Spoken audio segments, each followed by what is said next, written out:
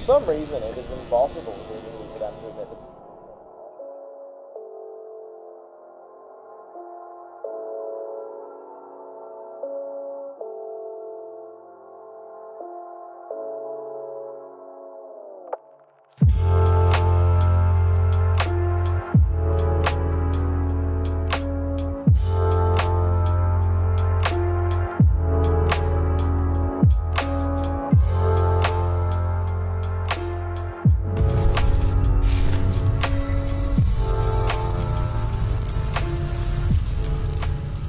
And it's Hello! us. Hello, everyone. It's Friday! It actually is Friday this Yes. time, unlike Monday.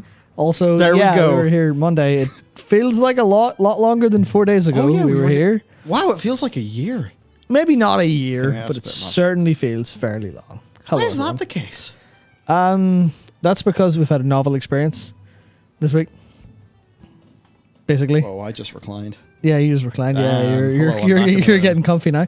Yeah, no, we had a novel experience, and also it's continuing the Diablo Immortal train just keeps fucking rolling. I So, suppose so. Well, that's not a yeah. novel experience. I'm out. oh yeah, I'm out. You're done now, but absolutely starting on time for once. We're always on time, That's it. as long 100%. as your definition of on time is relatively flexible. Well, yes, absolutely. That's it, What are we yeah. talking about today? Yes, Things. Stuff's happened.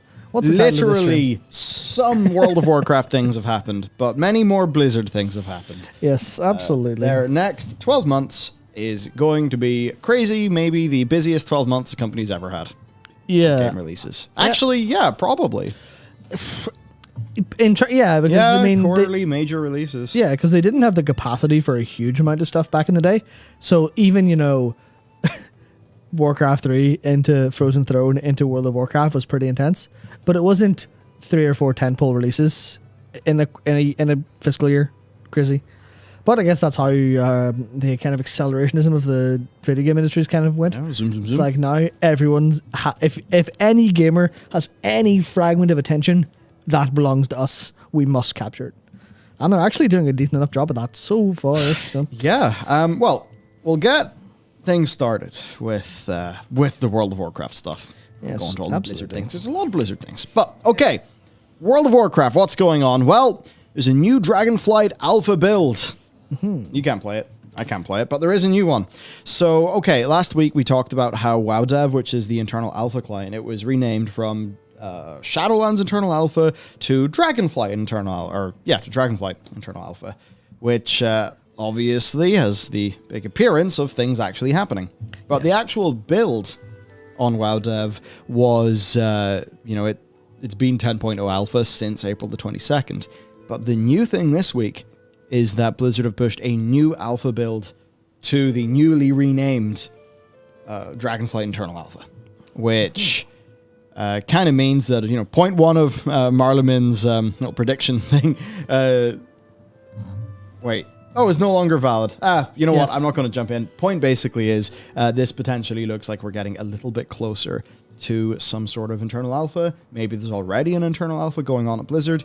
I'm fairly sure what happens is there's the most immediate internal alpha, then there's a friends and family alpha. Yeah. And if BFA is anything to go by, the friends and family internal alpha, basically, it's people obviously external to Blizzard. That's when the lid gets blown a bit. Yeah. So in BFA, they basically made a big post saying Alpha's live now, so expect that in mining, but it'll be like a month until it is in public alpha. So no idea if that's going to happen this time around. I don't think it happened. No, it didn't happen for Shadowlands. So, it's kind of hard to know. But progress is being made anyway. That's certainly good news. And I guess now that Warcraft 3 has had its news, Diablo has its news, Overwatch has its news, soon enough it's going to be time for World of Warcraft to have its news, which certainly will mark a cadence of just Blizzard having constant stuff. Yeah, I mean, that's something I think I said earlier. Like, as soon as the Overwatch beta started to happen around the same time as the Dragonflight reveal, it was like, oh, Blizzard have planned this out very well. They're going to have, like, especially as you come into, like, the Summer Games Fest, the Summer of Gaming and all that stuff, or Jeff Grubb's Summer Games Mess, which is more accurately titled, the whole thing just gets just news everywhere. And Blizzard have been like, to be fair, imagine they expected Immortal to be a little bit more positive than just consistently rolling negative headlines. Yeah. But that hasn't seemed to have really mattered. And it's like they say, all, bad press is good press, all press is good press. And that's a case of it's just been Blizzard headline after Blizzard headline. But this time it's actually about video games as opposed to, not this time last year, but about 8 months ago, where it was just consistently negative, but had nothing to do with the player experience. Yeah. No, it's just, oh yeah, hey, look at all these games. Oh, well, that one's a wee bit heavily monetized and some people are angry. Not a lot of people. Still made $24 million. We'll talk about that. But it's just Blizzard news after Blizzard news after Blizzard news. And that's going to be followed by Blizzard release after Blizzard release after Blizzard release, which is, I mean, I kind of want to say that's great. At the same time, we're like, there's a little bit of just the Immortal thing will mean nothing in the end because all this positive news will outweigh it. Yeah, that factor is a bit weird. But look, there you go. Essentially, Marlman also later pointed out that what's happened here essentially just seems to be that they fixed the EXE so you can actually launch it. Like it said PTR, it's beta. You can launch it from the BNet client, which I guess just perhaps means internal alpha testing is ready. Maybe it hasn't begun, but maybe it's ready. Good news. Good news. Hopefully in the next week or two, we'll have a little bit more of Dragonflight to report to you. Next then, really great news for Wrath of the Lich King Classic, and I think this is one of the classic SKUs that modern players will be a lot more interested in. Yeah, Classic, this is the big one. Classic Wrath is that era where a lot of things that we're used to in the game now actually began to solidify. Right? Some of those design philosophies began to change. Right? Like, imagine the game before dual talents. Pretty crazy, right? Yeah, I mean, that's the thing. I've been playing a little bit of TBC, and it definitely is. It's such a substantially different game, and I really enjoy that substantially different game, but also getting to a little bit more of somewhere in between of the World of Warcraft I remember playing more of versus the kind of old school, more, I guess, more really hyper old school RPG design. Having something in the middle is going to be a very, very, I think, a good experience. Yeah, I'm so looking forward to it. And we've actually got more good news for those fresh start servers. So I think the fresh start servers are extremely important because the existing servers from TBC have had rampant botting, gold inflation, partially caused by the botting because I know the bots can farm materials, but I'm fairly sure they also farm raw gold in some instances as well. Yeah, there's a lot of that going on where I remember seeing a video a long time ago of just, was it rogues who stealth into, is it BRD or was it MC? I think it was MC, and they would just run into MC to pickpocket mobs. It doesn't matter if they died, they just kept the stuff. So they would just go pickpocket, and that would be like a raw gold farm, but also stuff to vendor. As a case of, that's that. Any way that's not going to have enough competition or so much competition to ruin it. So it is just a full raw gold farm, Yeah. So that's kind of messed up some of the economies. I think that means for many of us, the appeal of Fresh Start is just incredible. Yeah. I suppose now that I have a deeper appreciation of what the server situation is like, I'm also beginning to understand that with Fresh Start, there's going to be a degree of it being somewhat of a gamble as to which server you go on.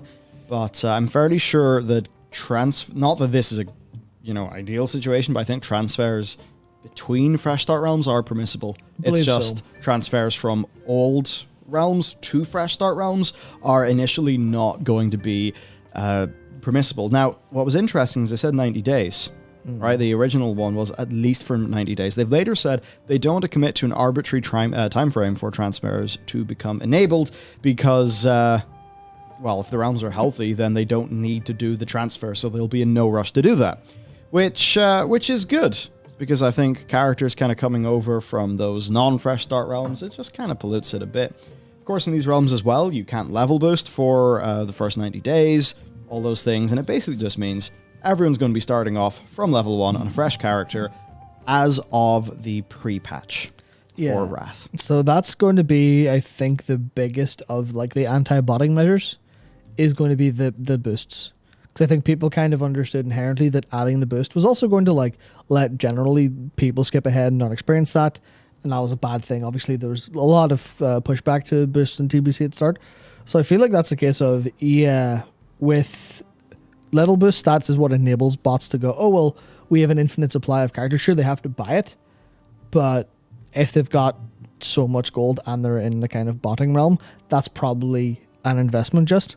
Well, it's quite interesting. Yeah, you're just buying an investment in that character. It'll probably not be banned for so long. So, yeah, you boost the character. That's very quick. You get your money back. It's kind of shocking that a character, that it's actually worth boosting. Yeah. Because I suppose if they do have massive, massive amounts of gold, they can just fund their boosts with gold. Well, yeah, obviously, the problem with that would. Oh wait, what am I talking about? That gold would have to be in Shadowlands. So if it's the same people who are running these things, then that could easily make sense. Yeah, be net balance. For sure.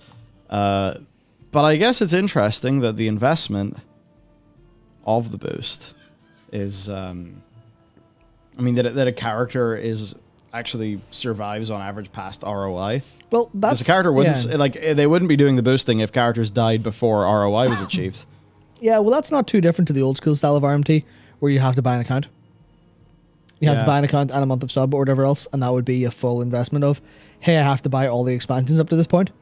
Now, this is a little bit of a different topic just for a sec, but I was watching a video of researching an upcoming video, and it was is his name Jared Sagoda, I think, but he's the self-proclaimed king of Chinese gold farmers, and he was on this video with I can't remember his name, but someone who's really popular in the RMT, like in the early days, and has written books on it and stuff, and was talking about all of the ways that like he thinks there's a little bit of like Blizzard kind of like a ban wave, because back in the day that was a whole bunch of new stuff bought. Of course. And he says like he has no evidence of this whatsoever, and he doesn't really think it happens that much, but he definitely noticed that like, and it kind of had two, because obviously a ban wave helps get rid of a load of bots and boosters as well, but he noticed that every time there's an expansion launch, there'd be massive effort to clear out tons of bots, and that would result in cleaner economies for an expansion launch, but it also resulted in a huge amount of sales coming in at the same time, which is kind of that's not the point, but it is quite nice. So I think that's kind of always been the case, and that's the realities of botting in RMT. It's definitely worth their investment to boost or to buy an account or to steal one. But yeah. Well, I guess hopefully some of those things in Fresh Start actually helps that. I think that would be really great. 100%. But yeah, they basically say, in short, their intent is to keep the restrictions as long as they feel it makes sense, and for the time being, they're happy to commit to a 90-day minimum. So, good stuff. It'll be... What will pre-patch be, 3 weeks? Maybe. 1 to 70 in 3 weeks sounds like a pretty tough rate. Yeah, I mean, that's the thing. I would ideally hope that they plan it to be longer if they're bringing Fresh Start realms in. I hope they plan it to be a little bit longer there, just so people have more time, because I think that's kind of the last thing you want. You don't want people to feel pressure to level up. It will be really funny, though, leveling up on a Fresh Start, but it's pre-patch. And you know what pre-patch means? Zombie invasion. Yeah. So it's going to be complete chaos, and I think that'll be really cool. It'll be crazy. I imagine it'll be a crazy good experience all along. It is. I hope they make the time frame relaxed enough, because the last thing you want is people to kind of go, oh, I'm doing Fresh Start. And for people who are already playing TBC and they want a fresh start to kind of play with friends over, doesn't matter if they kind of metagame their way up a little bit. But the incentivizing by making it a limited time thing of, oh, hey, this is your first time maybe playing Classic, Maybe, you weren't very interested in the first two. Now you're playing this, and you and your friends are joining Fresh Start. They're maybe Classic players or whatever else. But you're incentivized to metagame. And I think that would very much, like doing dungeon boosts and stuff, would completely destroy what I think one of the best experiences of Classic. And it still existed in Wrath, that whole leveling up kind of stuff. Yeah. That was still a very, very big important part of it. And I feel like they should be careful of that, because you don't want people going, oh, so this game's about going fast, but it's really fucking annoying. So they have to kind of cultivate that longer term player as well. Yeah, overall, I think this is a humongous opportunity for Blizzard, and it's one that I'm actually really excited about, to be honest. So, great stuff. Yep. Right then. Turns out Holandris was unkillable for an entire week. Yep. Crab Boy got unnerfed, sort of. Basically, he, since Friday last week, became bogged in all difficulties, meaning the Planet Cracker beams and the bombs from Mythic were actually invisible in the third phase. That's a cool mechanic. This certainly made things a little bit more challenging for people. So, Yeah. That's kind of funny. Well, there's the modern World of Warcraft player right there. Got a Genshin Impact thing covering. Yeah, of course. Yeah, so I guess that's just a funny little bug. Obviously, very much sucks that was there for a while. Basically, Blizzard recently commented that they had implemented hotfixes June 15th and 16th, which was 5 to 6 days after it was initially reported. So a funky little thing. Suffice to say, community community reactions, not great. Not great when a boss just goes bye. Yeah, especially, oh man, it's so grim. Yeah, so, like, It's so obviously, grim, like- no one intends this. Maybe it took a Yeah. few more days because it caught them by surprise and they had to move people off on other tasks, and you know how it is.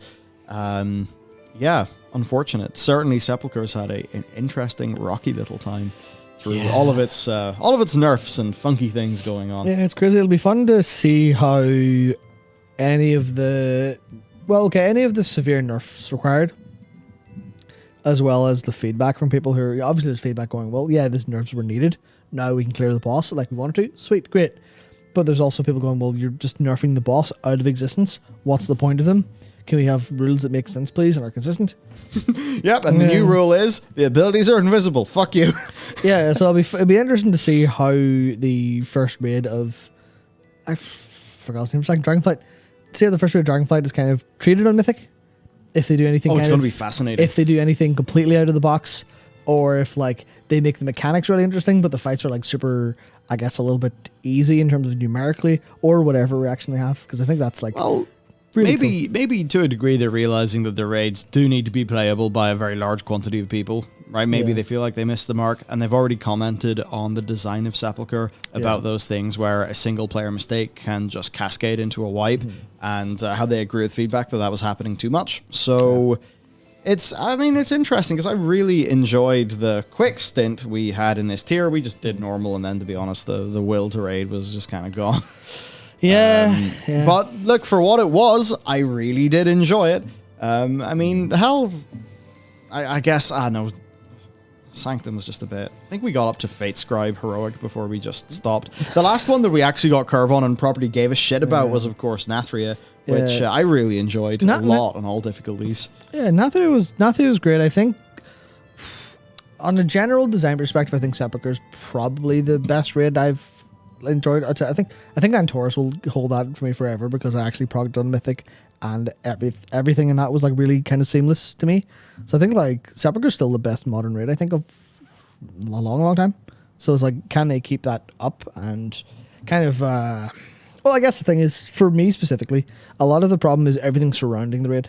If I could just go and fucking raid, that would be wonderful. But there's so much other shit you have to do for upkeep for raid that kind of annoys me. And I don't mean this should be like just a menu into a raid, but it's like the sheer amount of will to play the game that just drains from you as you're doing just chores all the time to feel vaguely relevant for raid. I think a lot of that stuff went away. But It wasn't as much of a problem wasn't- this raid tier. yeah. For me, honestly, it was just real life got in the way. Pretty fucking. Honestly, real life's got in the way a lot over the last while, but yeah, especially for that time, like pretty majorly. Which is always the tricky thing in an MMO. It's right. It's like things happen, and better hope your schedule fits them. yeah. Which is always hard because it often doesn't. Oh man. Yeah. So anyway, Halondrus, there you go. He had bug got fixed. Another thing that's came in though, cross-faction war games, right? So over the weekend, Blizzard announced via Twitter that they're going to flip on cross-faction functionality for PvP war games this reset. So war games are just those unranked ones where one group can challenge another group. So there you go. War games, really good for just a group of people to practice, have some fun with each other, and now it's cross-faction. Very good. So just rolling out that very good feature to more aspects of the game. Okay, right. That's the WoW news. We do have other things to talk about. We actually do technically have a little bit of what I'm going to call is incredibly breaking World of Warcraft news, which isn't all that important. Oh, wow. So, Marshmallow or Lunary on Twitter saw the Overwatch roadmap, the kind of, hey, this is what we're doing, right? We're doing this. Here's the content for this season, next season, and the season after. and then asked, or will you? I'll just read the fucking tweet. Exactly what I want from Blizzard game. A roadmap we can follow, and if something changes in that roadmap, just let us know. The FF14 team does this so well. Thank you. And then tagged Ibarra. Quick, like Ibarra. And he just responded going, we hope to do this across franchises. So hopefully if speaking... you want to see the proof... Yep. Is it there? For yourself... Yeah. Go into Mike's replies. It should be in there. That's it there, yep.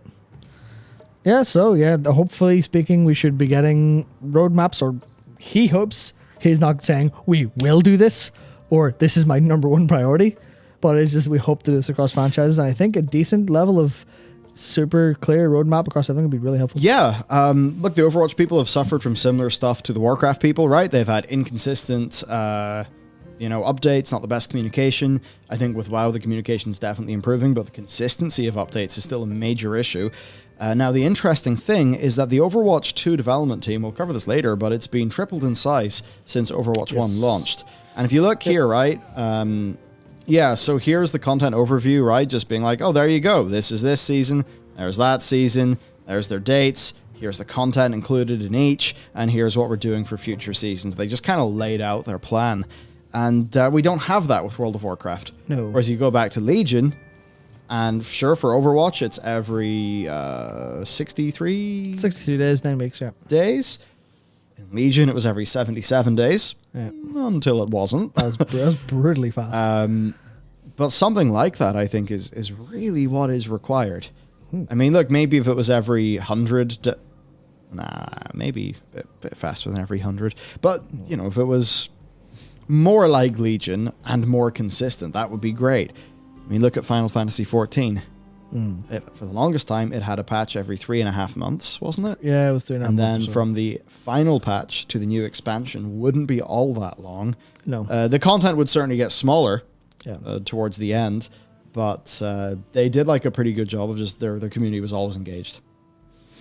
Yeah. Which in Warcraft they haven't done as good a job of. So, and even then, it's like 3.5. Oh, sorry, we're going to delay this to 4. And everyone's like, that's still better than almost any game that's getting updates. We'll not worry about that too much. So, look, that's potentially some great news from World of Warcraft. Look, Ybarra's tweets and the things he says on stream often do come to pass. The next topic we're going to talk about is War 3.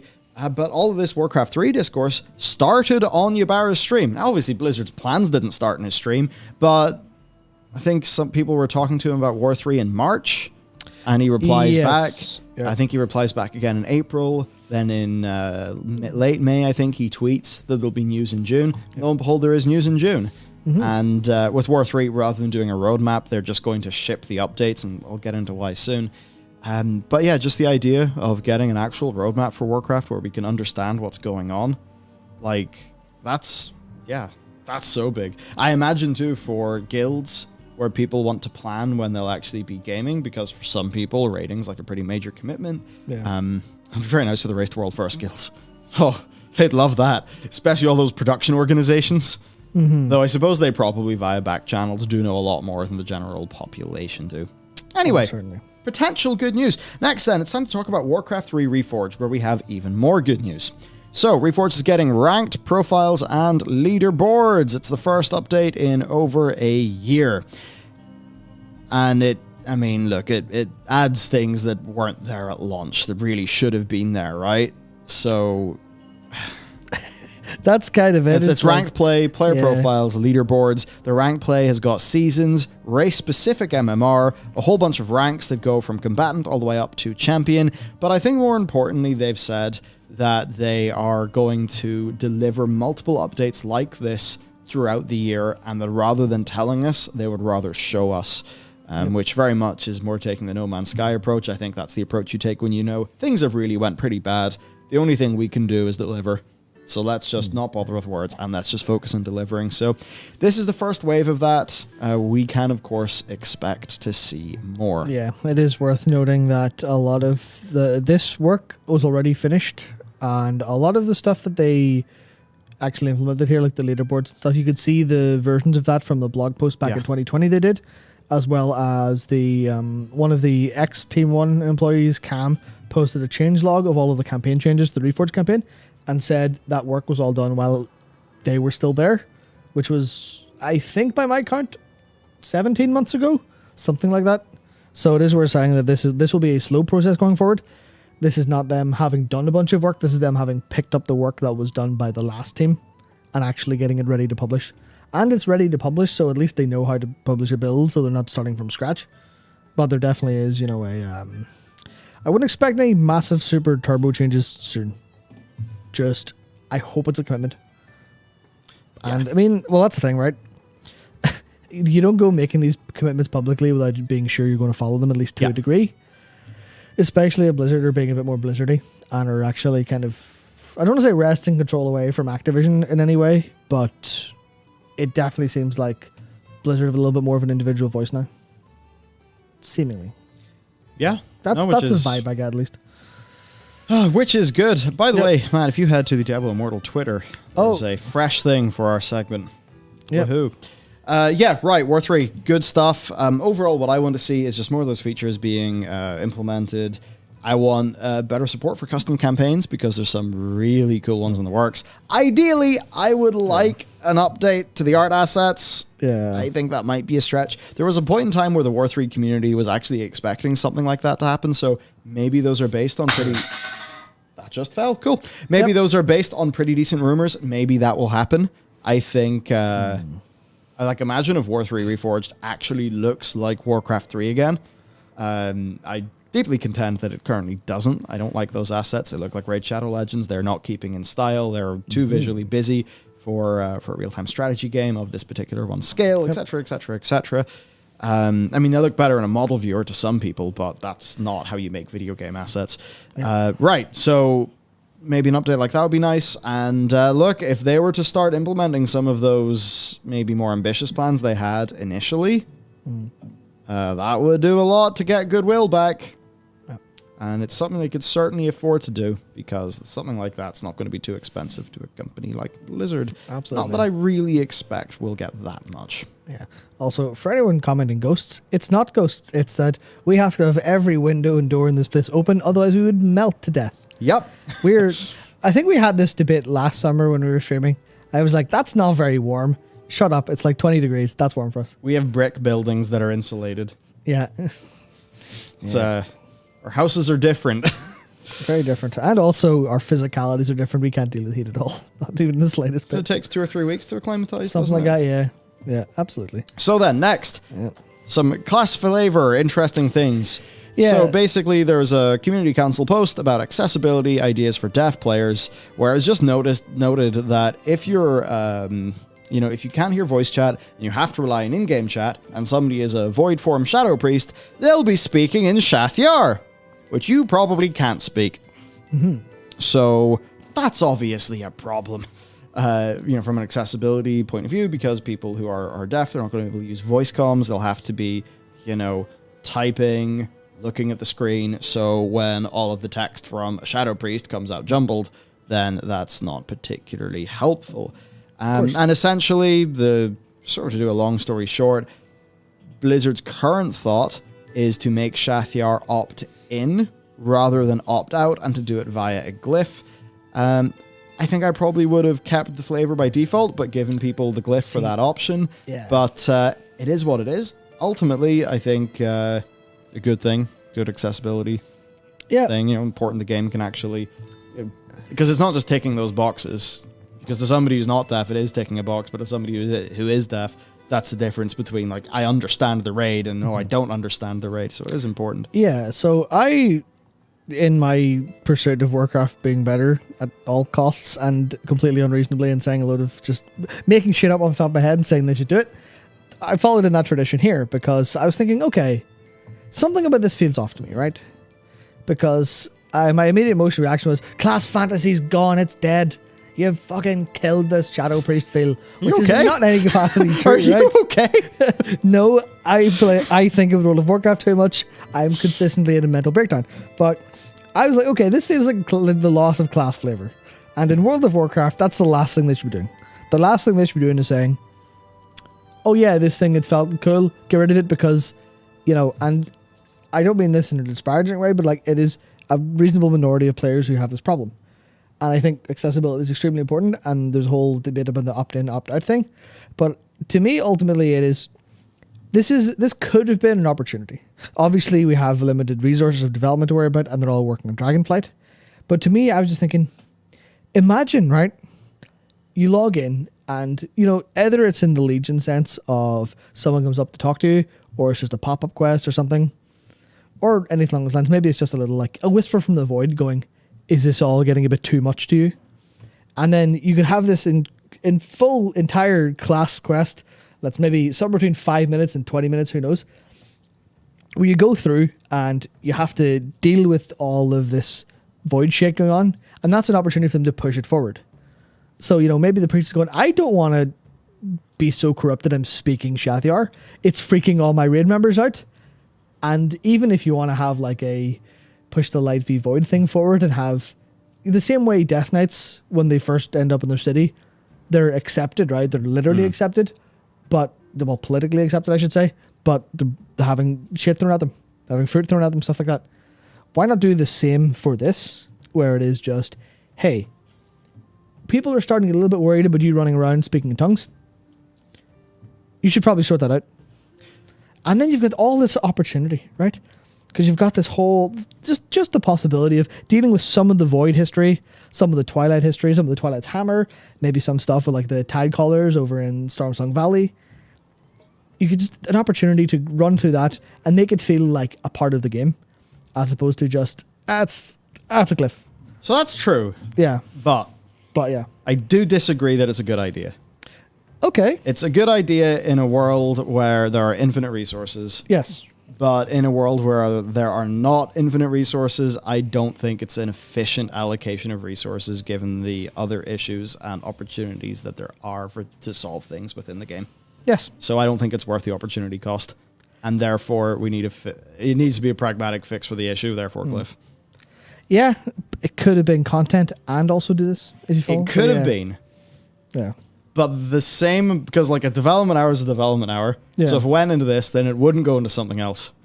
That's the and problem. whatever the something else is probably more important. Yeah, that's where I think because obviously you follow that logic to its extreme, you never make anything for an individual class, individual race ever again. True, but you yeah. do need to think about opportunity cost. Yeah, of course. This was literally just me going, man, this would have been cool. More or less. I'm not saying they made the wrong choice or anything. I'm just saying, man, this would have been really cool. It would have been cool. It would have been cool, but I feel like it's almost an unfair punch or an unfair jab. I don't mean it as a punch or a jab, effectively. I think that's how it's going to be perceived. Okay. I would imagine so. Okay. Well, that's not any of the intention whatsoever. It's just what. I think it's like in an MMO, it's infinitely easy to find missed opportunities. Of course, yeah. Of course. Which there are people who do that all day on Twitter. Yeah, that's like the constant thing of yeah. players' perspective versus developers' perspective. Yeah, of course.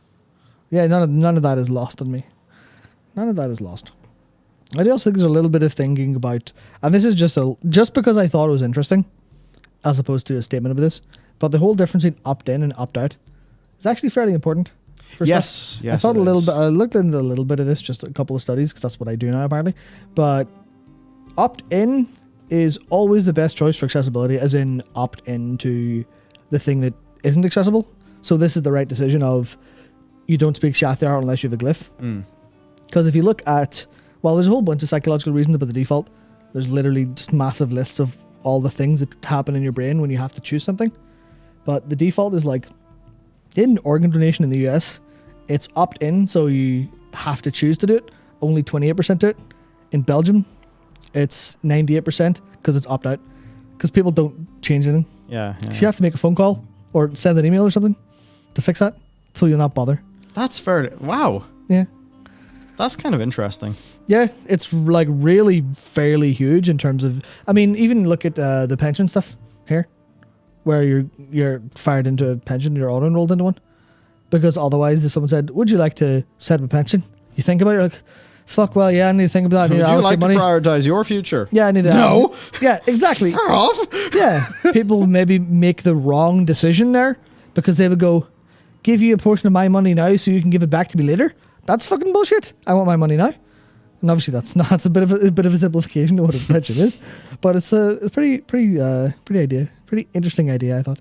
Just in terms of, I hope there's someone at Blizzard who are like thinking about this and understanding these concepts in terms of, okay, well, this is a very important decision for how it's going to actually be done. Yeah. I guess like a way that they could maybe get around this is if they still do this via glyph, but you have like a super short quest, like just talking to a few NPCs. Yeah. So the sort of quest that like doesn't involve making any cutscenes. Yeah. And could be like really quick to make. Because I imagine there's quests that take all of 30 minutes to make. Like surely, because like any NPC emotes, like surely that's kind of at this stage like a bit of an automated default thing. I hope so, yes. So, yes, give us the glyph via quest. Doesn't have to be the most massive quest, but at least the lore gets pushed forward, and this is like reflected by the game. It would achieve that. Yeah, I mean, like the super easy version of this is literally someone showing up and going, hey, there's things afoot that are stopping the void from manifesting quite as clearly. Your power isn't affected, but here's a glyph to kind of make you understand this again. Or, you know, something about the fabric of the language is changing. Something like that just feels a little bit cooler than this is an arbitrary change in a patch note. Yeah, okay, I think that's the way to do it. Maybe they'll do that. Maybe. Or maybe they'll just add the glyph to a vendor and you know, there'll be nothing connected to it. Yeah. But at least if that was a quest that appeared by default, even if it was like maybe the real quick, cheap quest, that would at least serve to let people know. Yeah, exactly. Which, okay, no, fair. No, actually, okay, I got that, yeah. Interesting. Yeah. So there we go. Also, cool art. Look at this fella. Oh, yeah, that's... Lloyd. Oh, my God, I can't remember his name. The End Time Dungeon, the Archbishop Benedictus. Benedictus, what's his name? Yep. Benedictus. Yeah, Benedictus. Yeah. It's going to make some sort of dick joke there and just didn't come. Yeah. Fuck. Then it did. God damn it. Very good, Fuck very me. good. Okay, apparently the Crown of Wills could have been Tyrion 2.0. This is more or less the same thought. Similar idea, not of just... No, now the Crown of Wills? Yeah. Fucking fair game. That shit's lame as fuck. Yep. So this was I was reading, as I tend to do for stream content, I was reading through Warcraft lore, and boys, you really need to step your game up. It's getting a bit dry over there. But anyway, there was this one post that it was literally just a rant of someone going, here's how the Crown of Wills is fucking pointless. It's not actually used in any capacity. What's this shit about defending us? That doesn't make any sense. It's not used. And ultimately ended up in... So my question is, what the fuck was any of that crown stuff even about? And we're like, that's a good point. Because what actually happened was the Crown of Wills protected us. We went to fight the jailer, and we were supposed to be not fully protected from domination, but defended from it. And then we got dominated a whole load of times during the fight.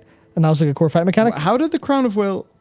Because it's not like we were really carrying it around with us. No, the point, you see that whole big glowy shit, that's what happened. I guess when that we were happened. there, the Primus was anointing us with Crown of Wills, yellow goo that disappeared. And that protected us from domination, right? But who cares?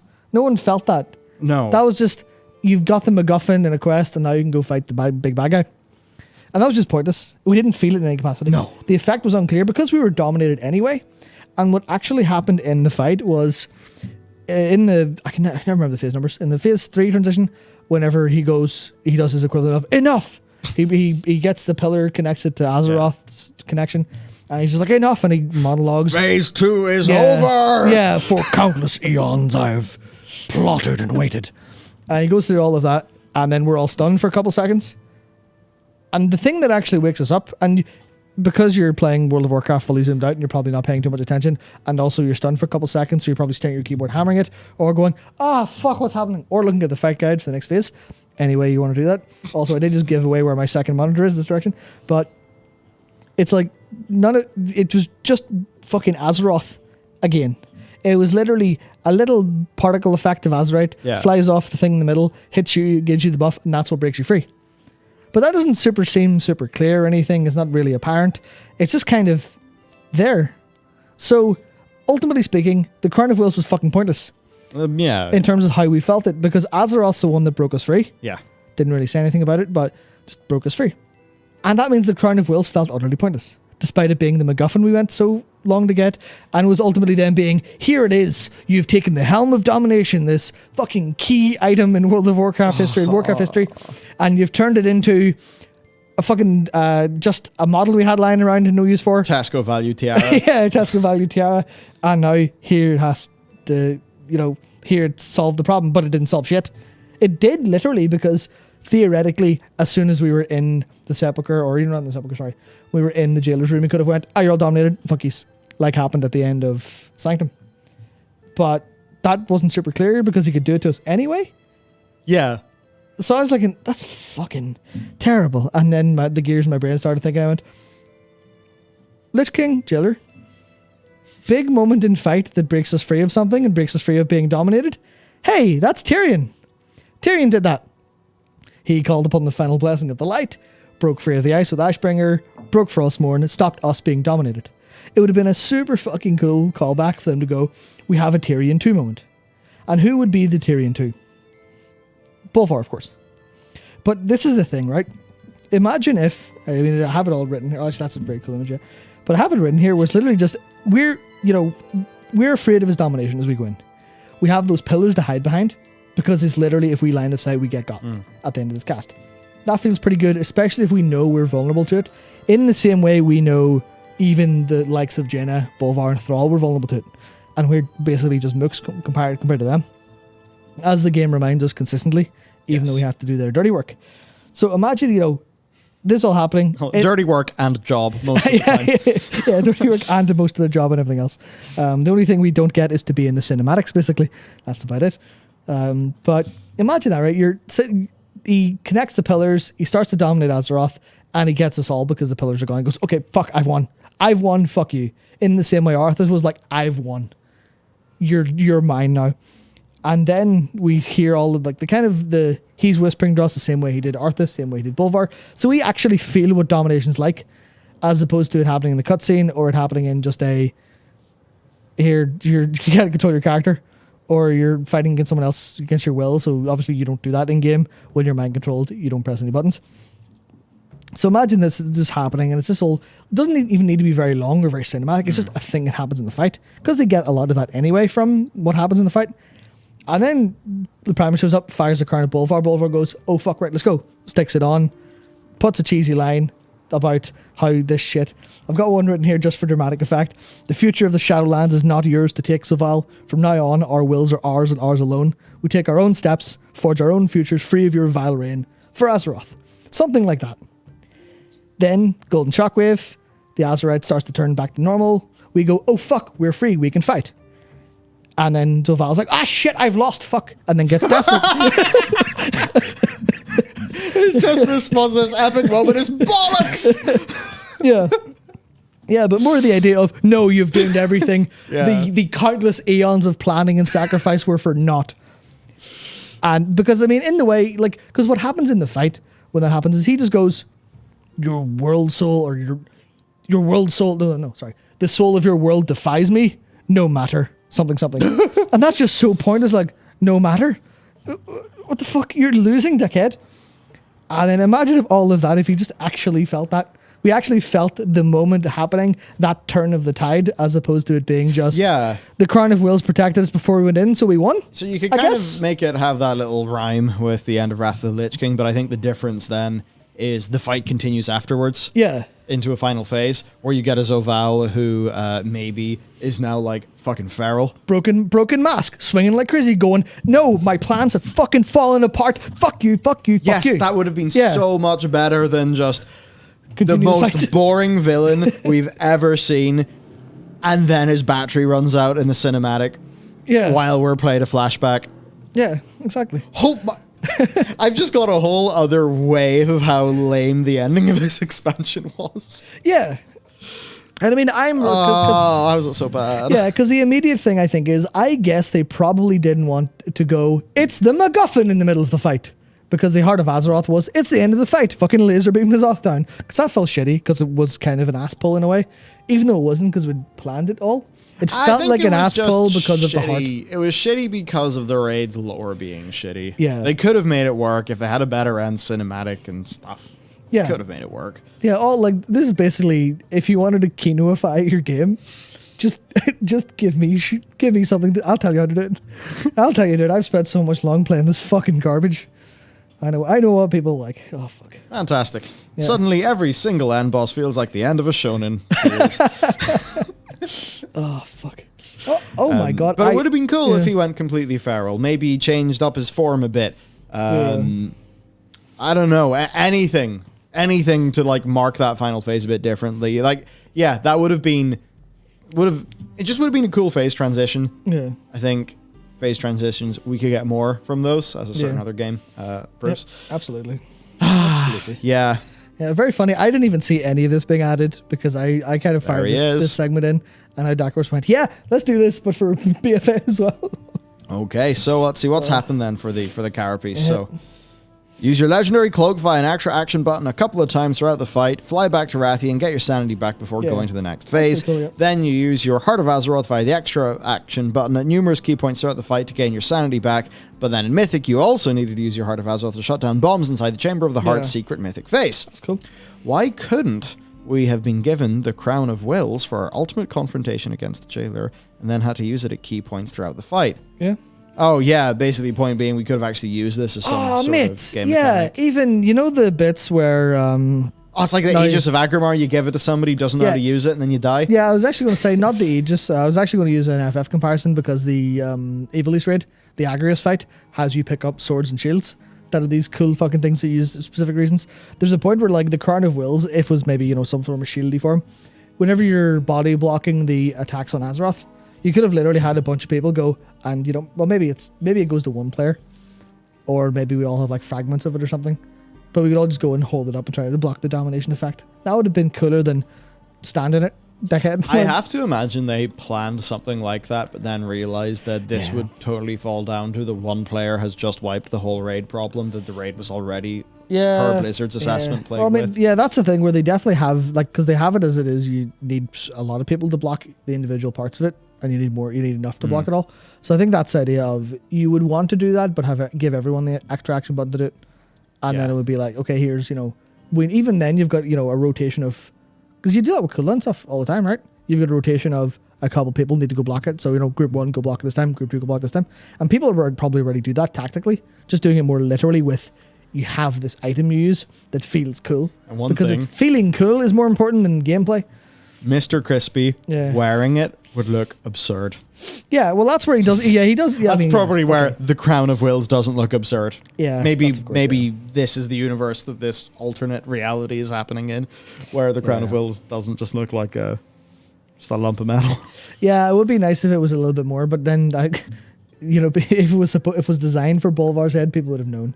But even then, it would have been kind of cool, even if it was the way it was, and then it just turned into a golden helm of domination when he held it because it was fit for his head or something. I think the point perhaps is they need to think about why perhaps certain boss fights in that other MMO that has rating that Echo are playing in right now. Not right now because MDI is destroying them. But oh shit! Right. But just like some of the experiential element, like the big spectacle. Yep. And I think Blizzard really needs to work out how they can get a bit more of that super big spectacle into their fights. Yeah, goddamn, playing the first wing of Myths of the Realms, like, holy shit. Yeah, I mean, that's like, honestly, you really need to go do the Evilise raids because they are something fucking else, man. But no, that's what that's something I've definitely realized, especially the past maybe year and a half or so. I've definitely realized that, because I used to be a very gameplay first kind of person. I think all the gameplay stuff really matters and how you kind of get that across. And I always knew that feeling, as opposed to the literal reality of what's happening, was important. But the more I play worse games and enjoy them more, the more I kind of understand it's about the actual experience. It's never about reality. It's about what's happening in the person's the person's brain, in the person's heart, in the person's soul as they're experiencing something. Mechanical gameplay is just one way to craft an experience. Yeah. Very important one, but yeah, and I mean, as soon as you blend good mechanics with, especially when you have mechanics that are fun and they blend with actual context, actual storytelling, actual lore, the emotional side of stuff, and that's where it feels great. I mean, that's the whole thing I came to when it came to the accessibility features in like Fallen Order or in Spider-Man or something, where button mashing, you can just turn that off. And obviously that's great as an accessibility feature, but people who don't have that as an accessibility like issue, people who are able to button mash and not hurt themselves or whatever else, should do that, because that feels more like you're doing what you're doing. And I think that's where people have through the whole 7th gen console, people really hated QTEs, because QTEs were one button versions of what you would other have was done in more gameplay. Yeah. I think that's the kind of the big important stuff of just, how people feel playing your game is more important than what they're physically doing. And you can have really cheap hacks to do that. Obviously, not saying this stuff wouldn't take some time and effort to implement. Train squeaking? Train squeaking? Yeah, absolutely. Don't know if you heard that or not, but it's like, it may be a little bit of effort, but it's going to make it 100 times better. People are going to remember those moments forever. Yeah. The biggest example of this is Susano's sword in FF14. Big sword comes down, tank blocks it. Tank button mashes to hold it up. It's the fucking coolest moment in almost any video game of all time, as like just a tank, and just especially if you're a Dark Knight and you're holding it with, you're just, oh yeah, you're literally massive giant greatsword. I have a greatsword too. Fuck you. It's just the coolest shit of all time. And games, especially sometimes Blizzard games, really need to get that feel a bit more. If you want to do things that are epic and cool, which Blizzard often wants, you actually need to be cool. And an example of Blizzard doing that essentially perfectly is the Warlords of Draenor opening cinematic. Yep, that was because great. That was just really cool. Yep, that was it, right? So I guess that's the energy that we really need. Yeah, 100%. So to move on to some new things, then we've got Immortal, we've got Overwatch 2. Blizzard investigated themselves, found no issue. Well, Activision investigated themselves, found no issues. Also, we do have a very interesting update on the Diablo story, which is developing as we speak. But I have no idea what to think of it. Is that based on the thing I sent you? No, it's new. No. It was based on. Let me be free. I think it was Wawa in chat pointed it out. It's very interesting. We'll get to that very shortly, because it's fucking fascinating. Should I do it now, or should I do Immortal first? Throw it into Immortal there, because we really. I don't know what it. Oh, it's awesome. Yeah, it's Diablo. Yeah. All right, it's Diablo time. I actually don't have this in here. So Diablo's Immortal. So we'll go through this live. Let's roll. I will drop a link here at the top. Okay. And let's click and go through. That's not the top. It's almost at the top. Almost at the top. There you go. There it is. NetEase's new game, Diablo Immortal, banned from new posts on Weibo just a week before hotly anticipated release. It got banned?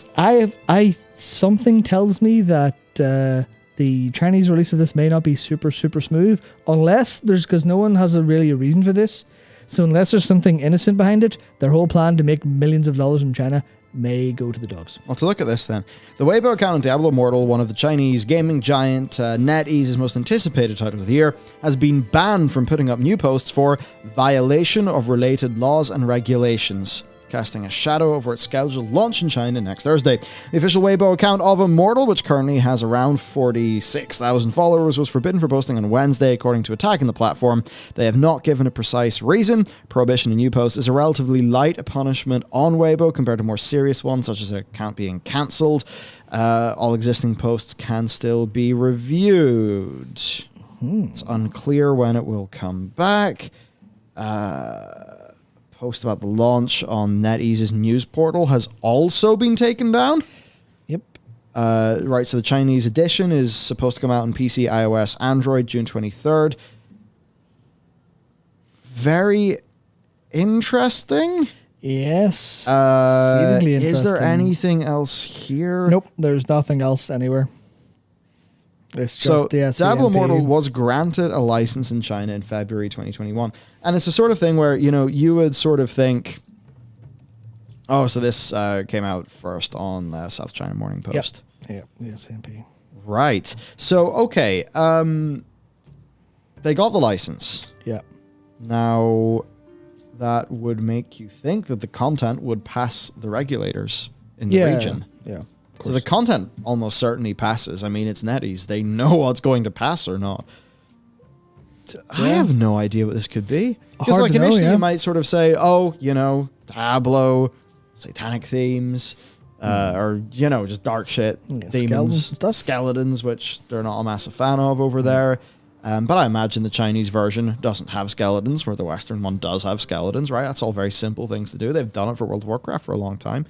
Yeah. Unless somehow the game's content has changed in a way where it's no longer okay for the regulation, but we've not heard that the license has been pulled. It's just the Weibo account. Yeah, for the sake of, because obviously this is where I'd love to get into full speculation time, but this is so important I actually don't even feel like I could speculate too hard, because I wouldn't want to give any false information, because this is like, I have no idea what this could even feasibly mean, but it certainly is very, it's either not a problem or it's a little bit concerning for Blizzard. Yeah, I mean, so I'm on Weibo right now, and I mean, you can see, this is it, but if you look at the date, so new posts aren't up. Yeah, Dark Mobile game is coming. Linkage decision. Global Warfare unlocked. Global Welfare unlocked? Jesus Welfare unlocked, whoops. Christ. To celebrate the upcoming launch.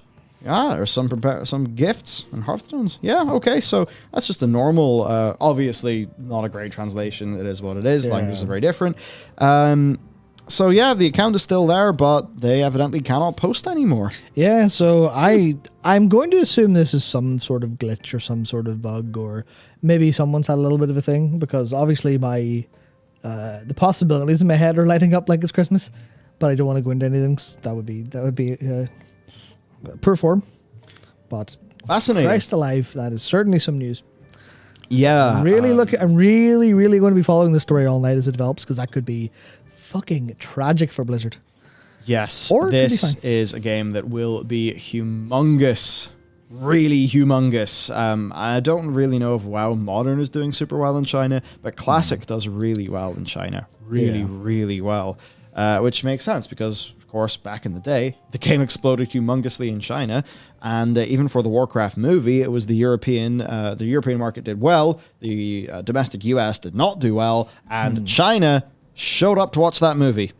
So if there ever was going to be a sequel, it basically would have been off the back of the Chinese audience turning up. Yeah. Yeah. I mean, look, the population of China is humongous, which, I mean, is the whole Hollywood discussion that's happened there. So that's just to really point out to you that Blizzard stuff can do incredibly well in China, and any issues over this game in China will be really rumbly. Okay, so what we can do is talk about how it's done in the West. Right. $24 million. $24 million. It's been a week and a bit. And they also posted an infographic. All right. Yep. Over 10 million installs. Yep, we knew that. Over 42 million. If everyone filled those out with Legendary Crest, that could be $800 million of content. Yeah, just every single one's a 10 crest run. Absolutely. Somehow I doubt that, but quite a few of them must have been, which we'll go into later. Is that what 2.7 billion demons killed? It's a lot of demons. That's a lot of, it's like 35 million dungeon clears. Necromancer is the most played class.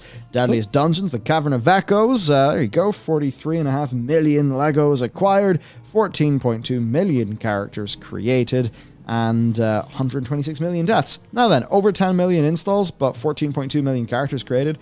That's interesting. I don't know if this is a game that is really emphasizing multiple character play because of how the monetization is set up. It is literally the opposite because of cosmetics being locked in. Though for free players who maybe, they feel like the game got slow, they could then go and play it again in a new character to kind of just experience it with a different class. But okay.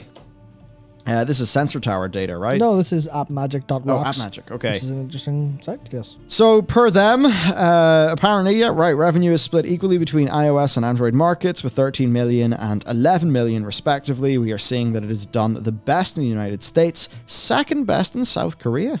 Yeah. There you go. And I think we have a lot of clown faces here just so that we, too, can celebrate the financial success of this game. I'm sure that's got nothing on Genshin. Nothing or things like that. Well, it's it hasn't launched in China yet, and that's a very big market for it. So true. Yeah. So look, there you go. That's the amount of money that's came in.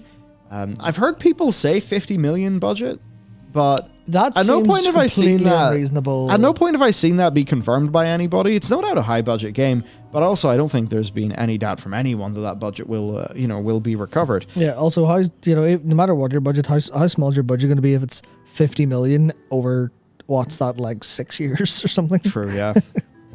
So Is it just Wyatt making the game himself? I don't know. So that's it. Basically, the game has done. It's doing well by the money. Yeah. Now, if we think about revenue, Yeah. could you pull up?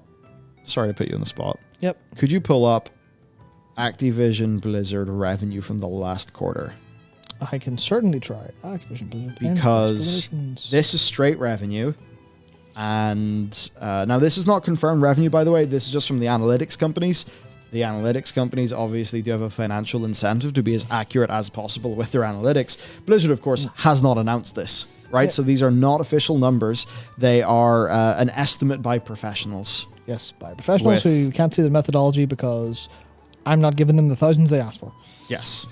Yeah, this is the type of firm where, you pay many thousands for the report. Yeah. Would you want like quarter? the industry report. Yeah, just give me the quarter. Okay. I just think it'll be interesting to see what a quantity of revenue like this would be compared to a previous quarter for the company. Yeah, we're in Q. Yeah, the last results are for Q1. Yes. Yes, because we won't get Q2 until Q3 because that's funny enough. Time's linear. Time is linear. It doesn't feel like it sometimes, but it sure is. Time's shocking. Yeah, and I will be with you 1 second. We're almost there, everyone. Gonna find out. There it is. All right, so let's take a look at this once it loads in our dock. Uploading. Anytime now. All right. So is this Blizzard or Activision Blizzard? This is Activision Blizzard. Those are possible to get on a per segment basis. Find those. I believe the per segment ones are in the slideshow. But anyway, in terms of millions. I've got them here. Oh, here we go. Activision Blizzard Inc. and subsidiaries operating segments information. Delicious. And it's on its way to the internet. Incoming. It's coming down the tubes. Like it's from the internet. Like the there it ghost train is. from earlier. So, let's talk about the quarter ending March 31st, 2022. Blizzard Entertainment brought in $274 million. Diablo Immortal in its first 2 weeks. Honestly, that data is probably lagging a little bit behind. So you're talking 2 weeks is literally true. Yeah, 2 weeks. Okay, so they've essentially a tenth. Yeah, about 8%. Yeah, about 8% of the last quarter's revenue has been made by this single game in 2 weeks without a release in China. Without a release in China. Massive emphasis on how important China is here. Yep, and also with a monetization model that is definitely going to take a little bit longer than 2 weeks of small play to actually squeeze. If you remember the data from a couple different places, I can't remember where they did. Oh, it was Swerve, the mobile game research firm. 21 days now how long it takes on average for a whale to get invested in a video game, which means we're still a week away from, according to their data, this is obviously could be completely different, but according to their data, it'll be about another week or so before most or the average amount of whales who are going to really give money will get sunk in. Polish your harpoon, but keep it in the tubes. Yep. It's not time. The whales that haven't surfaced yet. Yeah, they're just enjoying some tasty planktons, and soon we'll spear the fuck out of them. Absolutely. Because that's the business model of Diablo Immortal. Yep. Oh man, the Immortal. There's like a you know the way it's like you get the Ian as opposed to Sylvanas images. Yeah. The one of Wyatt. They just put Wyatt onto a treasure goblin. It's such a brutal image. It is a little bit brutal. Do you want me to get it? No, okay, I think it's probably a little bit too much. Okay, yeah, that's. But it is really funny. Yeah. It's a lot of love. I'm sorry, a lot of vitriol went into making it. So hopefully we'll get some new data, and I think what will be fun is if we can actually plot the curve, right? So if we know that X days in it's 24 million, but then we can get our next data point. Will that curve will it flatten out? Will it get higher? Because if it gets higher, then that really is showing that the sorts of things that Swerve have been talking about in their research, where it's 21 days to hook a whale, then you'll see it go up. It'll be very interesting to see how it goes. Yeah, I mean, because even if you think of that at the minute, that's an average of $2.4 per install at the very bare minimum of 10 mil installs. I would kill to know the median. You'll Is never this know, is a like- case where average and median are very different numbers. Absolutely. All right, there's your Immortal update. Next, then, I want to talk about Overwatch 2. That's quite funny, because I was looking at just a few of the initial comments in the video we just posted in Overwatch 2. Certainly a lot of people are, including Overwatch people, are kind of disappointed. Now, what's interesting is my personal side of this is very different. I'm actually very much looking forward to it, and I don't think it's a hopium thing or anything. I think it's because with Overwatch, you know, I enjoyed it a lot at launch. I played it. I kind of got tired. And I sort of exited the community. You know, I exited the game. I sort of stopped really watching the YouTubers and stuff. I just focused on other things. And that's kind of meant that I've not been playing Overwatch, wanting more Overwatch when there hasn't been more Overwatch. And that means I haven't got frustrated. Like, I've got frustrated at a lack of Overwatch almost just because it's like, man, how'd they squander that? That's such a shame. Yeah, how they ruin that. But for me, like, personally, as a person who plays video games, no, I never really felt the pinch with Overwatch because I just wasn't playing it. So now I look at this and I'm like, oh, okay. So there's a whole bunch of new content. Sure, there's cosmetics and stuff, but I don't really care about those. So it doesn't really impact me too much. And again, I feel more okay saying it in this instance because this is obviously a game where there is no paying for power. Very different for a game like Immortal. So I just kind of looked at Overwatch 2 and was like, right, I don't have severe frustration or anger towards this franchise because I was never that deeply invested. But it is a shooter that appeals to a scrub like me a lot more than Valorant. Not because it's a better game, because I know I'm going to be shit at Valorant because I have not been practicing in CS for years. So to me, it's like, oh, cool, it's coming back, and it seems like it's going to come back roaring, at least from my perspective. It's going to be very different to the core people that this has got to appeal to, in fairness. But look, we'll walk through it, and we'll see. So, new business model. The game comes out October 4th. Technically, they're labeling it as an early access, which is weird, because October 4th is also when the first season of the game comes out. Now, the game is free to play. It has a seasonal model where the seasons are every 9 weeks. And that's just not like, you know, it is a new battle pass every 9 weeks. Don't worry, they'll get one of those out of you. But it's actual content coming every 9 weeks as well. The PvP, of course, has been reimagined into 5v5 with new heroes, reworked heroes, new maps, new modes, things like that. Cross progression across all platforms, and then PvE experiences that begin in 2023. And that's the big thing. So previously, it seemed right that the Bobster, you know him, you love him, he swooped in and was like, "Nyah! I want another $60 box product like a Call of Duty, woo." And then suddenly Overwatch 2 has to exist. Has to be something that they're going to make you pay $60 or $70 for. I mean, not us, it'd be pounds, but, you know, whatever. Obviously, because they wanted to have the humongous success of Overwatch and to have a big live service, because it's just like, hey, let's get the money in that quarter, that would be awesome. I feel like probably, the whole Overwatch community kind of looks at this plan and thinks, all right, so Overwatch 2 looks pretty good, I guess, but why are you doing this? Why does it look like Overwatch 1.5? Also, where's our content? What? Help, I'm confused. And that's what the Overwatch community ends up feeling like. Yeah, for sure. So now they've backed out. The PvE experiences are not going to be coming out all at once for $60, which of course could very much be because they're humongously behind schedule, and maybe they've had to cut the scope, and maybe it's just going to be like an Overwatch Archives thing that happens every 2 seasons or something. So I definitely feel like this is things not going to plan, and then them working out that this is the best way out of the overall situation. And, I mean, it seems like a pretty agreeable solution. Yeah. So to go into things then, they're talking about a robust roadmap. So there's a big spurt of heroes at the start, of course, but in 2023, the way it's going to work is that there will be a new hero every other season. So every 18 weeks, you get a new hero, and then in between that, you're getting a new map. So it's just new map, new hero, new map, new hero, and then there'll be a sprinkling of PvE and perhaps some other things throughout all of that. Now, not to some of the super avid Overwatch fans, this is disappointing. I can totally understand that, because what you're getting is 3 new heroes plus reworks at launch, with another hero coming the following, after 9 weeks. At least what I will say is that if they are actually set up to run the marathon, because they also say they've tripled the size of their team since Overwatch 1's ship. I mean, an Overwatch that's a marathon, not a sprint, that then peters out is certainly a good thing long-term for the franchise. Yeah, and I think that's kind of the thing. Ultimately, are they? We don't know. Do they even know? I mean, I assume they have very good reason to believe they are, but they know that where their community has been, like Yabari even tweeted about knowing they've dropped the ball back in March. Yeah. So with where their community is, if they say they'll do this and then they don't, like, they know what the cost is. Yeah. So I think if anything knocks this off schedule, it'll be something unexpected.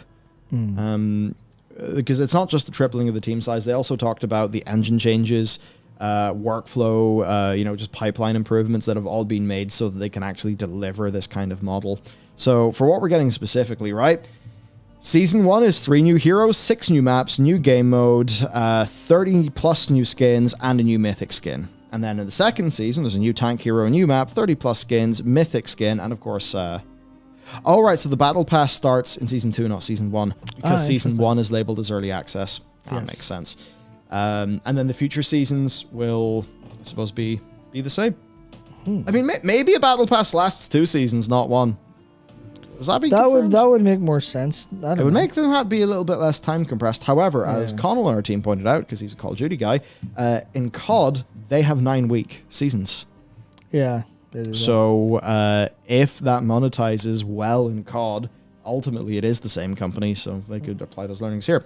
So what this means is you're getting Sojourn, Junker Queen, and a to-be-announced new hero. Oh yeah, the Kitsune Fox, probably. Okay.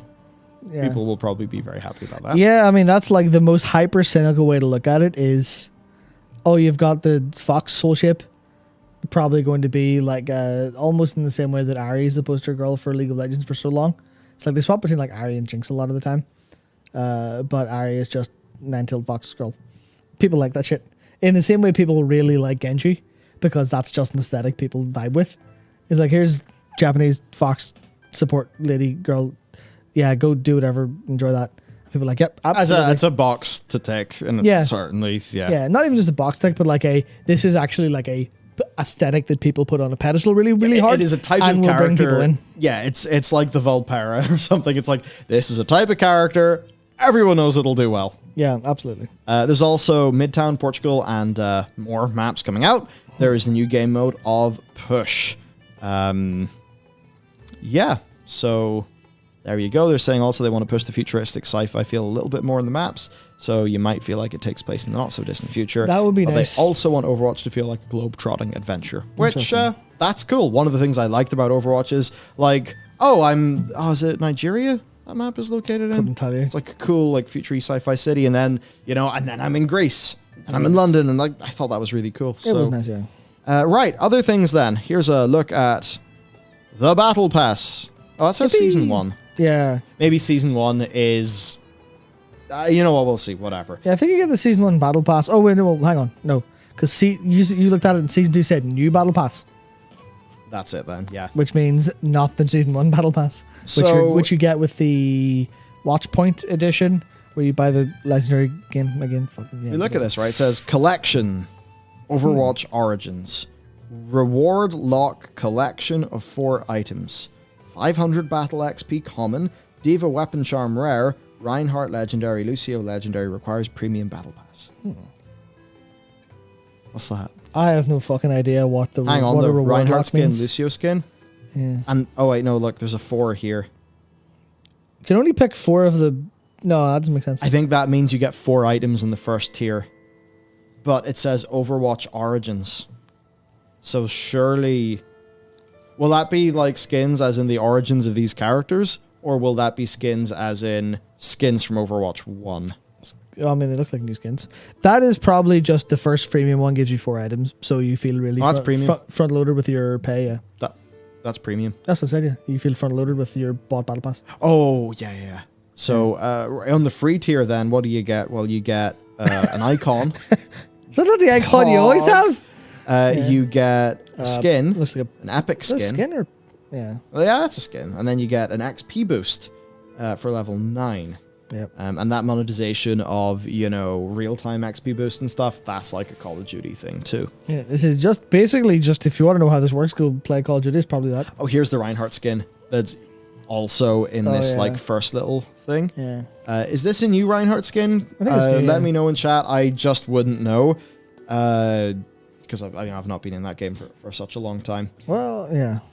So there you go. And challenges, right? So you'll probably just have match XP.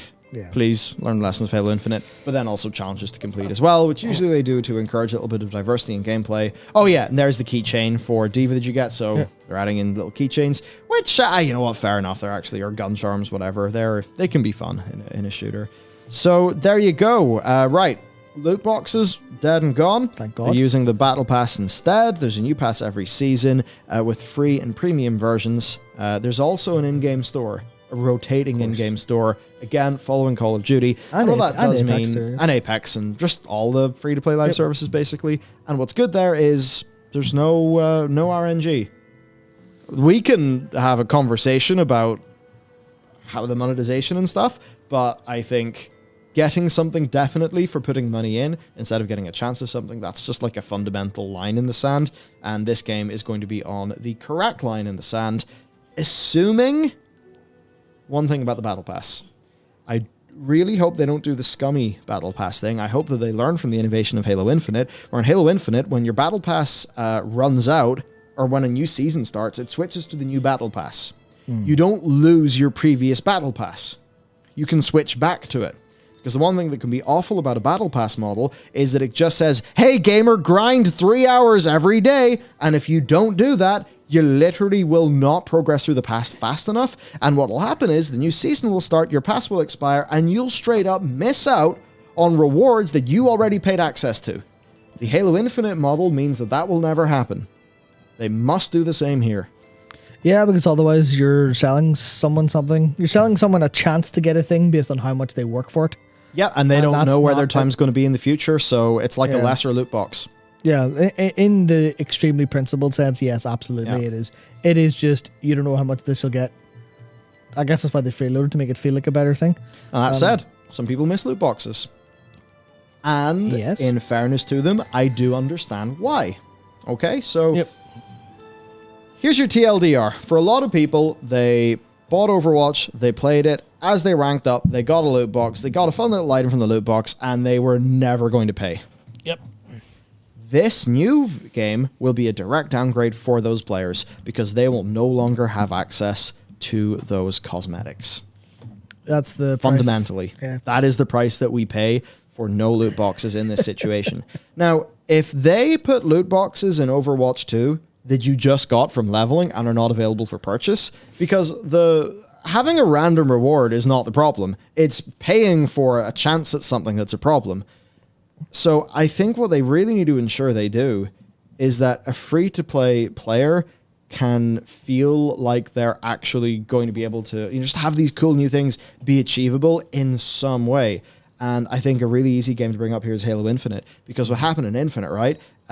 Most of the people who are playing Halo Infinite free-to-play, who are at least going to complain about things if they're not happy, maybe like me, we all would have purchased Halo no matter what. Okay, unless it was shit. But, we would have bought the game. But now the game is free to play.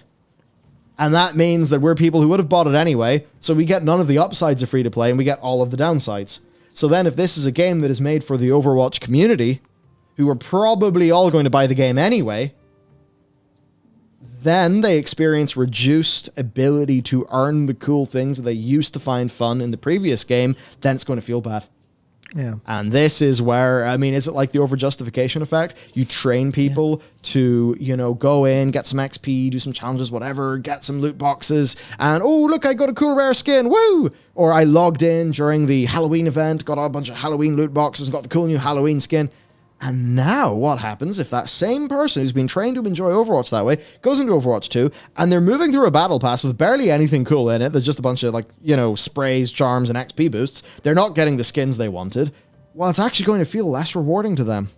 Yeah, 100%. Actually, here's a great example, right? Where it was Stabbenezer mentioned Vampire Survivors has the best loot boxes.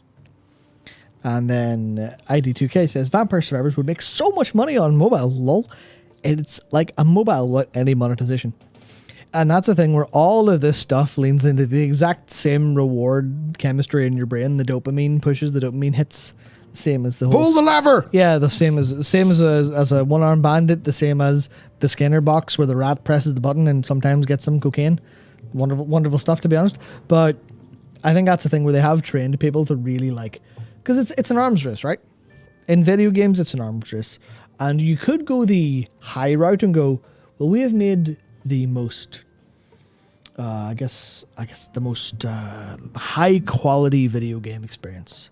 This is so emotionally and intellectually satisfying for the discerning player who engages something with their higher being. Whatever aspect of God is within man engages with this video game part, and it feels so beautiful. And that's the kind of experience that you sometimes get, right?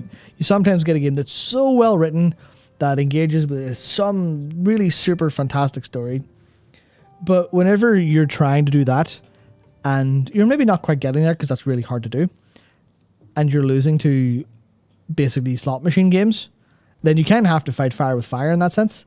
And that, in that way, it's this massive arms race of how can we get players to habitually enjoy our game. Yeah. And the habit forming, when someone sits down to the PC, what's their default option? For people who aren't extremely disciplined, that's going to be whatever your dopamine-inducing habits are, whatever you've trained yourself to do. What live service are you a slave to, gamer? Exactly. That's going to be your weekly Destiny like exotic rewards or your engrams, or it's that's going to be number go up, or it's going to be the Overwatch number go up, and that's where there's kind of anything that it doesn't give you that big of a hit is not going to feel as good anymore. And that's the whole arms race that I kind of wonder, it's just grim. It's grim that they now have to kind of almost like wean players off it, but keep them there instead of letting them wander somewhere else. And that's a problem that Overwatch is very, very seriously going to actually feel. Yeah, so it's just such an interesting phenomenon. Also, just to be super clear, we're talking about feel here. I know that those past loot boxes could feel really bad, and it could be a humongous grind to get a chance at the thing that you want.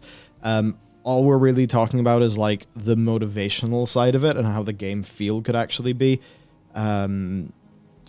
So we'll have to see the specifics of how they do this battle pass. Certainly Halo Infinite moving from Season 1 to Season 2, and even just listening to their discussions of battle pass design and responding to community feedback, like that was also just quite interesting because it's not the sort of business model that I personally ever really engage in any of the games that I play.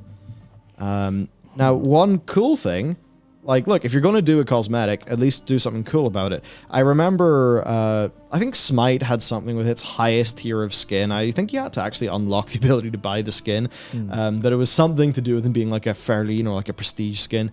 And I guess those are the champion skins they're called in Ultimate skins in Ultimate League? ones in League. So here, mythic skins are actually customizable. So, I mean, hey, if you're going to sell a skin, make it a good skin. That's the whole point of value we actually want to engage with the consumers. I don't feel bad about almost any of the skins I bought in League of Legends because I went, that's the price of money, and I'm making a decision to purchase this, and I know what value you're offering me, and I bought it, and I'm like, yep, that was a great decision. I didn't feel coerced into it. You never went. I mean, they do have the rotating discount shop, but they're very strong discounts, so they feel okay to me, as opposed to bing, bing, wahoo, buy the thing now, it's going away in 40 seconds, 39, 38, 37. Or, you just got off an incredible emotional high of absolutely dominating that game. Would you like a skin at 20% off to, assert your dominance on the enemy team? Oh, God. And then we'll send them a message saying, this fucker owned you so hard we give him a discount on skin. That's the stuff they could do. Oh, my God, right? that would be so funny. Yeah. Oh, that would be the funniest shit. Yeah, that would be that's the shit they can do. Yeah. But they don't, because I think they're kind of going, let's be a little bit more reasonable about this overall. Obviously, a League has its whole loot box system in it now, but that's a very kind of earnable thing that you can also. I suppose you can also pay, so it is a bit shit. But there's something else I wanted to something else I wanted to address about loot boxes. It was Stab Manager said loot boxes that have stuff you don't want doesn't feel good though. And just on that point, that's the fucking point. The point is a variable reward. Yes. You don't always want to get something that you want, because then your habit will not hold as strong. Because there's something about psychology in mammals and whatever brain chemistry is, whenever we get it sometimes and it's not predictable, we do it more. And that's just a trained habit. It's, if the rat presses the button, gets cocaine every time, he starts to get a wee bit bored of the cocaine. So you're saying like fucking reptiles are immune? No, Are corvids just so intelligent they're above this? No, what would octopus gamers be like? Way better than us. Look at all those fucking appendages. They'd be way, way more agile. Whoa. And probably smarter too. But no, research is done on rats and then monkeys rats, monkeys, and humans. So, yeah, that's the point. Sometimes if a loot box sucks ass, you're gonna buy another one to get something good. And that's the same principle as gambling. Same principle as sometimes you win, sometimes you lose. Yeah. The next thing then is paid beta access to a beta that's going to be free for everyone, and it's a free-to-play game as well. So if you want guaranteed beta access, you have to pay £34.99 to get the Watchpoint pack. That also includes 2 legendary skins, a player icon, Overwatch Legendary Edition, which you probably already have, so that's really kind of weird. Is there not a cheaper version without the Legendary Edition? Who knows? Also, 2,000 Overwatch credits, and a premium battle pass for the first season. Yeah. Also, did notice this actually. Unfortunately, we noticed it after we recorded the video today. When you go to buy Overwatch, that's the only option you have now. You can't buy Overwatch. You can only buy the Overwatch 2 Watchpoint pack. I mean, you can get it from like third-party key sites and stuff, but interesting. You can just, this is what you get when you go to Overwatch now. Now, the really funny thing is somewhere, yeah. So we'll select a small group of players when it goes live June 28th, and steadily add more as we ramp up, with the first larger access waves planned July 5th, and all players in for July 14th. So you'll definitely be in per their plan by July 14th anyway. If you want in June 28th, 100%, then it is the Watchpoint pack. That is the way they've done it. Look, Founders Packs, they're a thing. Especially if they have any form of early access. Now, obviously, this will be to a beta, so I highly imagine your progress doesn't carry through. That'd be pretty weird if it did. I imagine it would, because if you think, well, maybe not in the battle pass, but in terms of account stuff, because you're just playing with your Overwatch account, right? So unless they roll it back after, doubt it. But whenever you play, you have all the same account stuff as your actual Overwatch account. I mean, they maybe could separate it off into like a different beta version of that account. But yeah. I don't know if they did that. That would be like, wow. I don't know if they did that. Interesting. Well, yeah, I mean, they couldn't do Battle Pass stuff because the season hasn't started yet. Yeah, so. But it would be technically progress, but whatever progress means there. Yeah. I don't know. Weird. But anyway, that's what's up with the beta. That's the thing that people do, also, some weird thing. I just saw... Mr. Alchemizer, I believe, who I follow on Twitter, just retweeted this. Scholastic leagues have been told they can no longer run seasons of Overwatch in the current format, which I imagine has got something to do with the academic year. We can no longer have schools use their school name. That's weird. They cannot be varsity or junior varsity, and we can no longer call our state winners state champion. I mean, cool. What if you just said, oh, you're the champion of the state? Perfect. I don't understand this. No matter how you look at this, we, the Scholastic Leagues, have helped build the player base of the game. Now that rug has been pulled from under us again by the same company that did it first time. So please join us as we say, play versus never. Can't call the seasons our high school league names. Can't use the word season. Can't use the words varsity or junior varsity. Can't use state champion. Can't use high school names. This is how you fracture communities. Odd. I don't know why they would do that. I don't know. I mean, unless it's like season, but our game has them. People might be confused. And maybe they're like, state? I don't know. States are places. Overwatch 2 league teams are named after places. This would be confusing. I have absolutely no idea why they do that. But it does seem needless for something that was like pretty cool. And even with the likes of Heroes of the Dorm that Blizzard put on, like they... Oh, yeah. At a point, clearly gave a shit about that. Though, I remember there was the whole Tespa... Wasn't it Tespa? Oh, there's a whole bunch drama of drama that happened. Yeah. I mean, fuck. There's been so many dramas, it's hard to keep count of them all now. But also, they don't care, because, I mean, Heroes of the Dorm, that was another rug pull. I was just, we're killing your game, sorry, but we have all this esports planned. Not anymore, you don't. You're like, sweet, I guess we'll just magically materialize all of that money we spent back. All that time and effort we spent back. Thank you very much, Blizzard. You're a fucking credit to your communities. Yeah. Yeah, happy stuff. Yeah. Oh boy, There right. was something else I wanted to say about this. What was it? It was. Oh yes, because I always just talk about how exploitative video games are. I wanted to just point out that the Watchpoint pack having 2,000 Overwatch credits and the premium battle pass is also like, it's not free because you pay for it, of course, but it's also a little introductory offer. It's a little, come on in, get into our big thing. Also, you don't know what the game is yet or how much these credits are worth, or if you even want to play. But here's the buy-in fee. No refunds. Yeah. Hope you get addicted, fucker. In fairness, most games do that. Yes. But yes. Yeah. just yeah, because something is normal does not mean it's right, and we should still keep people up to date. That's one of the things I'm a little bit worried about with Diablo Immortal, right? Yeah. Because Diablo Immortal has just been the peak of shit. And now, no matter how shit a game is in terms of monetization and pay to win from Blizzard, everyone's going to go, well, at least it's not Diablo Immortal. And that's going to be it. It's like, it's even, I feel that when people talk a little bit about WoW token, because people are still talking about, WoW token, still talking about that. And I feel like every time it's brought up from now on, it'll go, well, it's not as pay to win as Diablo Immortal. You're like, but it fucking is. But it is. Don't let Blizzard have kicked the Overton window 7 miles into, I guess, literally hell. Actually kind of some sort of, let's start addressing all of these things individually where they are. And even if not addressing them, like, we need to fix this. Like, this is, I'm not saying this is tremendously exploitative. It's just, think about it when you buy it, what they're trying. Yeah. Think about what they want from you. I guess just in general. I think maybe a core point here is this was all a lot easier when it was just, hello, we've made a video game. It costs $60. Would you like it? Look, it has really good reviews. And then you as a consumer would just say, oh, it looks like a good game. I have the game now.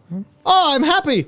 Yeah. And now it's all like, what brain waves are they sending to get me to swipe my card into a machine? Yeah. It's like you'd just rather be, just buy the game. But then, do you know what the crazy thing is, man? Like, see those evil mobile games? If they suddenly all went way more consumer friendly, I fucking guarantee you less people would play them because suddenly the treadmill is just providing less resistance. People are just going to go, wee, get bored and stop playing. Because they're going to more quickly realize how hollow the fucking experience is. And that's actually one of the things. So much of like the pay to win, the humongous grinds, all of these things that, it's like, oh, we've made a problem to sell you the solution. Well, that problem is like the resistance you train against. Like your brain gets used to that. Yeah. So if they took those things away, the game would not be as engaging to some aspects of psychology because the monetization is so deeply, sort of put into your, reward, motivation, whatever the correct word is, psychology, that it's like, I mean, why are people not playing as many arena shooters these days? Well, yeah, exactly. Why are people playing? There's a bunch of genres that like just are not fucking well suited to modern monetization, and it's like the newer things just ends up being just more engaging. Yeah, because a lot of live service video games know this, and there are a lot of the monetization nips, and this is what battle passes are designed for, right? By design, battle passes distract from you enjoying the video game. Because you're enjoying the hit of dopamine that the battle pass gives you. You're not enjoying the game as much. And that's the thing where if your battle pass runs out and you feel like you want to go play another game to get a battle pass, you realize that wasn't the game that you were enjoying. You're enjoying the number go up. Wee! And that's, I think, that's where games kind of are. And that's why I think it's very difficult for... I mean, it's clearly not a problem because obviously single player games like this stuff are still selling in the like tens of millions. But it's a case of, in this arms race, will that eventually win out over time? How many people will continue to play Destiny? Obviously, Destiny is a good game by most accounts. Totally. And it's not exactly fullest. It's just, it does have that. It does have the loot loop. It maybe doesn't have... It has the battle pass and stuff and all that as well. But like, whenever that's... People when people have realized they're playing Destiny, they're not enjoying it very much. They're enjoying the battle pass, but they can't get the motivation to break that habit to go play a better video game. Then video games aren't actually serving you as a player. You're now surfing this digital world, giving your engagement and attention for nothing. Yeah, you're salmon that's been lured into the farm. That literally makes no sense. That doesn't make any sense at all. That's not how that works. Yeah, I mean... You're lured into You know what? Literally, the salmon thing makes no sense. I retract my analogy. I mean, it was Rich Campbell who put it best. I think you're all rats running around Bobby Kotick's maze, and he was exceedingly on to something when he said that. I think everyone loved that because they felt it. And for that, he lost his job. Absolutely. I think it kind of turned out okay in the end. Yeah. Just a bit. Yeah. Mad props to ODK. That Games Expo was fucking sick. Yes. That was fantastic. Yes, we need to talk about that properly at some stage. Yeah, that was wonderful. Yeah, like honestly, versus loads of other expos, including ones that are so much higher budget, they did a far better job of actually showcasing games, giving people a platform and stuff. If more expos looked like that, it would be really good. So, okay, right, the next thing then. Blizzard have an insane year. Yeah, we just have to talk about this. We just talked shit. Let's talk. Actually, give them credit they're true. Wrath Classic goes here. Oh shit! Yeah, fuck! I forgot about Wrath Classic. So there's Wrath Classic. That'll be really big. Yeah. And then there's Overwatch 2, October 4th. Oh, Wrath Classic's there. It's just out of order. Then. You fucking. So that's Q3 is sorted. Q4 is sorted. Dragonflight Q1. What also happens Q1? Oh, probably some Overwatch 2 PvE, perhaps. Diablo 4. They said within the next 12 months. So that basically means D4 is H1 2023. Yeah, that's assuming it sticks, but yep. Probably the second quarter of 2023. Warcraft Arclight Rumble. That'll come out. Oh dear, there's a hot tip. Yeah, this is mine. I've already covered a little bit of it, but open it anyway.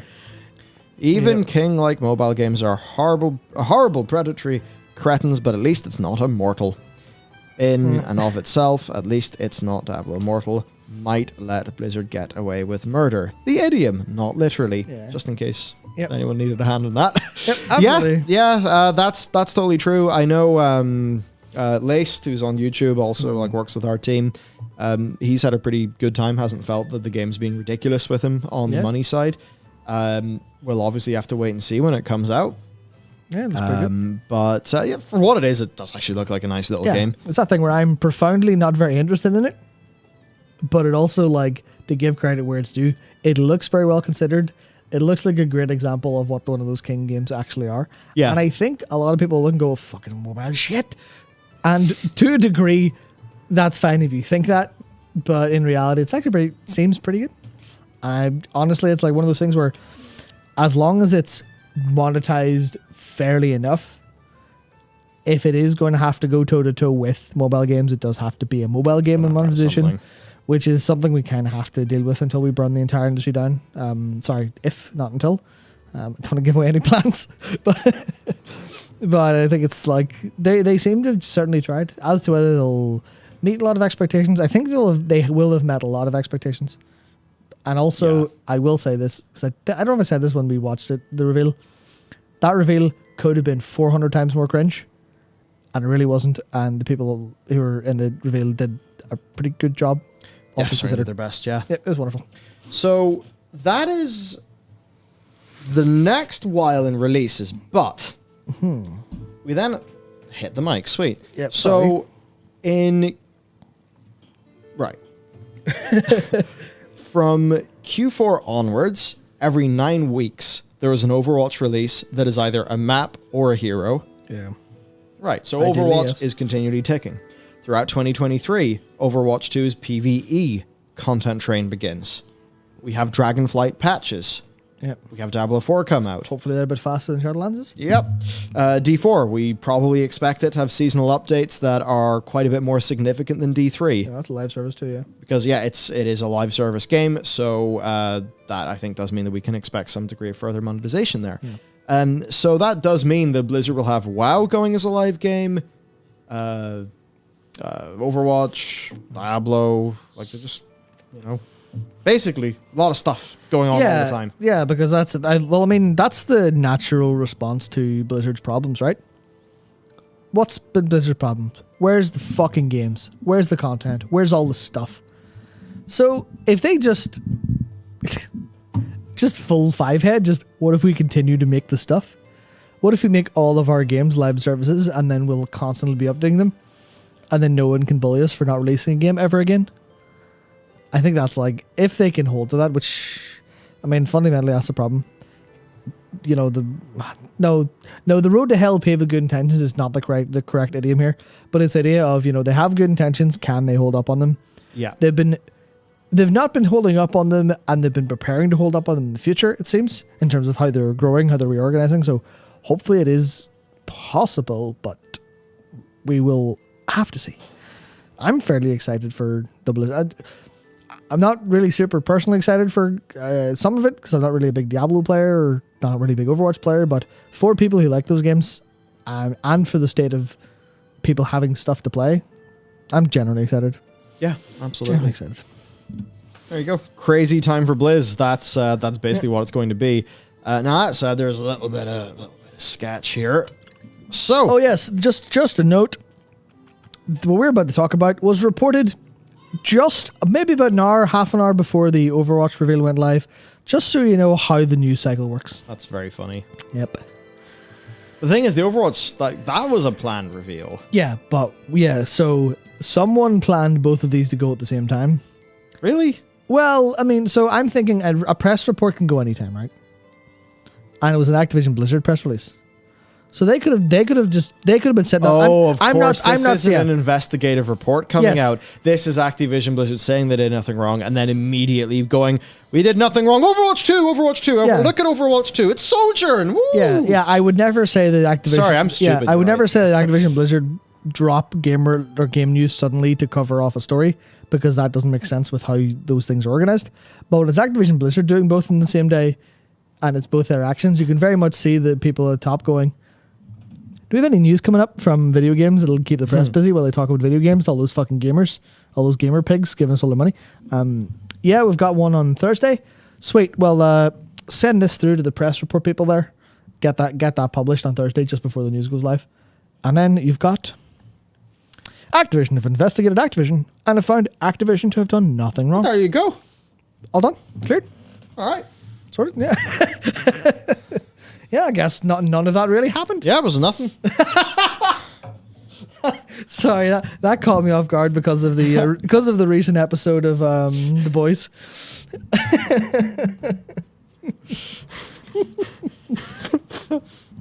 So, oh my god.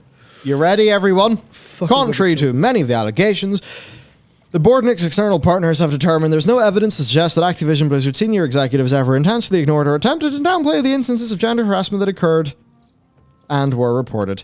That work has also not unearthed any evidence directly or indirectly suggesting any attempts by the senior executive or employee to conceal information from the board. Outside advisors, after exhaustive review, have determined the board never intentionally ignored or attempted to downplay the instances of gender harassment that occurred and were reported. The review of contemporaneous documentation and statements by relevant individuals shows that media criticism of the board and Activision Blizzard senior executives are as insensitive to workplace matters is without merit.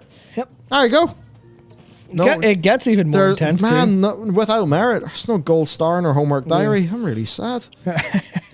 Okay, in addition to their work, the board of directors has engaged a former chair of the EEOC, Gilbert Casellas. Yes, Mr. Casellas was engaged to conduct a review of data from collected, investigated reports of gender harassment from across the United States between September 1st, 16, December 31st, 21.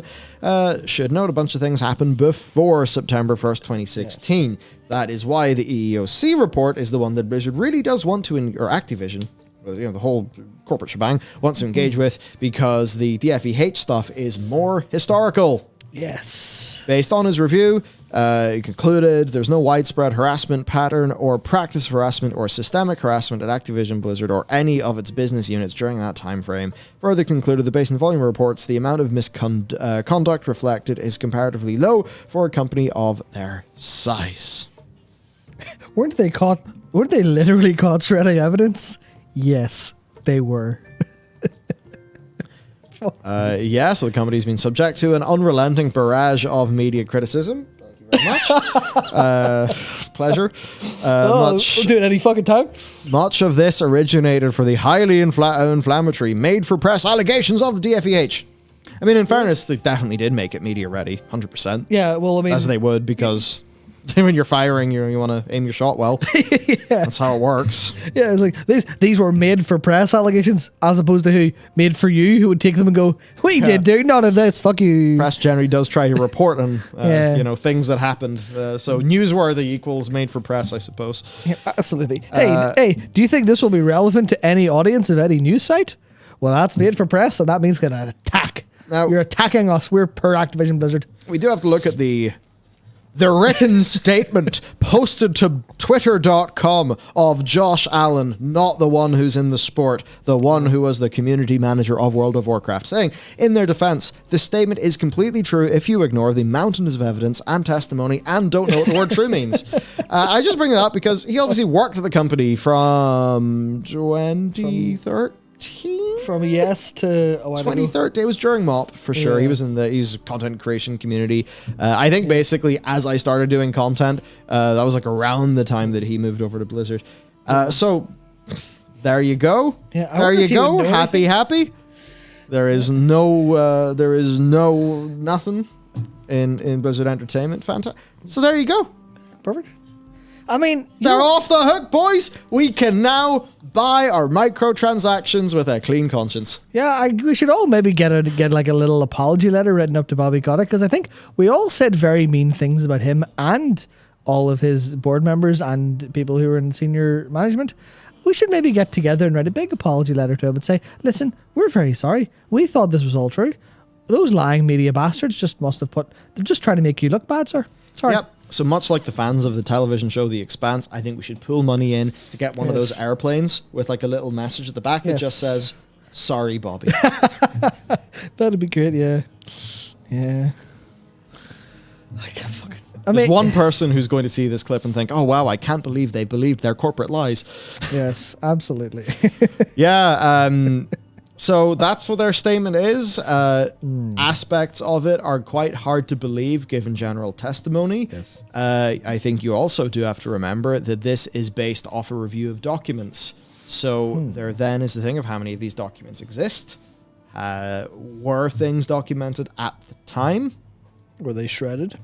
Is that in just chat logs that are no longer in the archive? There's a lot of these questions. This certainly seems to fly in the face of what a lot of public-facing Blizzard employees, even currently employed employees, are saying, which would certainly mean that whatever is said here is not going to be, maybe is not in line with their experience in that workplace.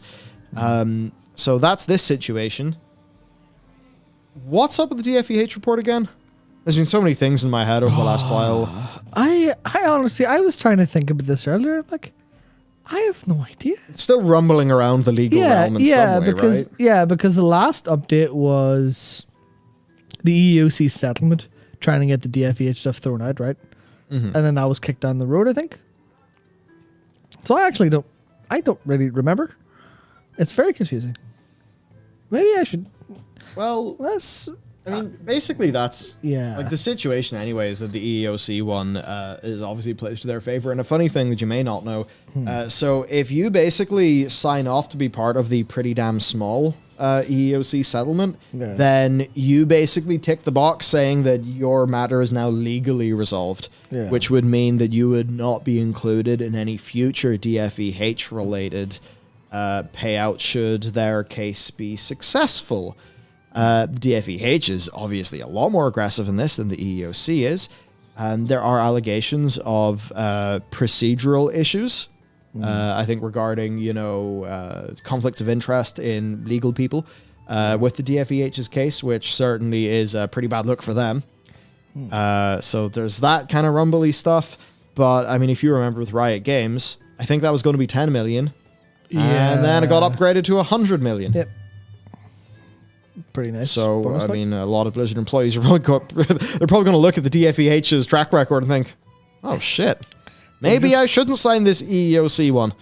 Yeah, so that was the thing where that was the last kind of update on it overall was that the EEOC lawsuit was the court accepted those terms. Okay. So that was the settlement was given and anyone who took money from that will be unable to claim under the DFEH. The DFEH had a start date of February 2023 expected. So I think that might just be held up in courts as stuff goes through. They may have to change things depending on how the EEOC thing went in terms of who they actually have to represent. I don't know if that's super important. And then the last other thing we heard was the resigning of the DFEH chief counsel and her deputy, who stood down because of alleged interference by the governor's office. Yeah.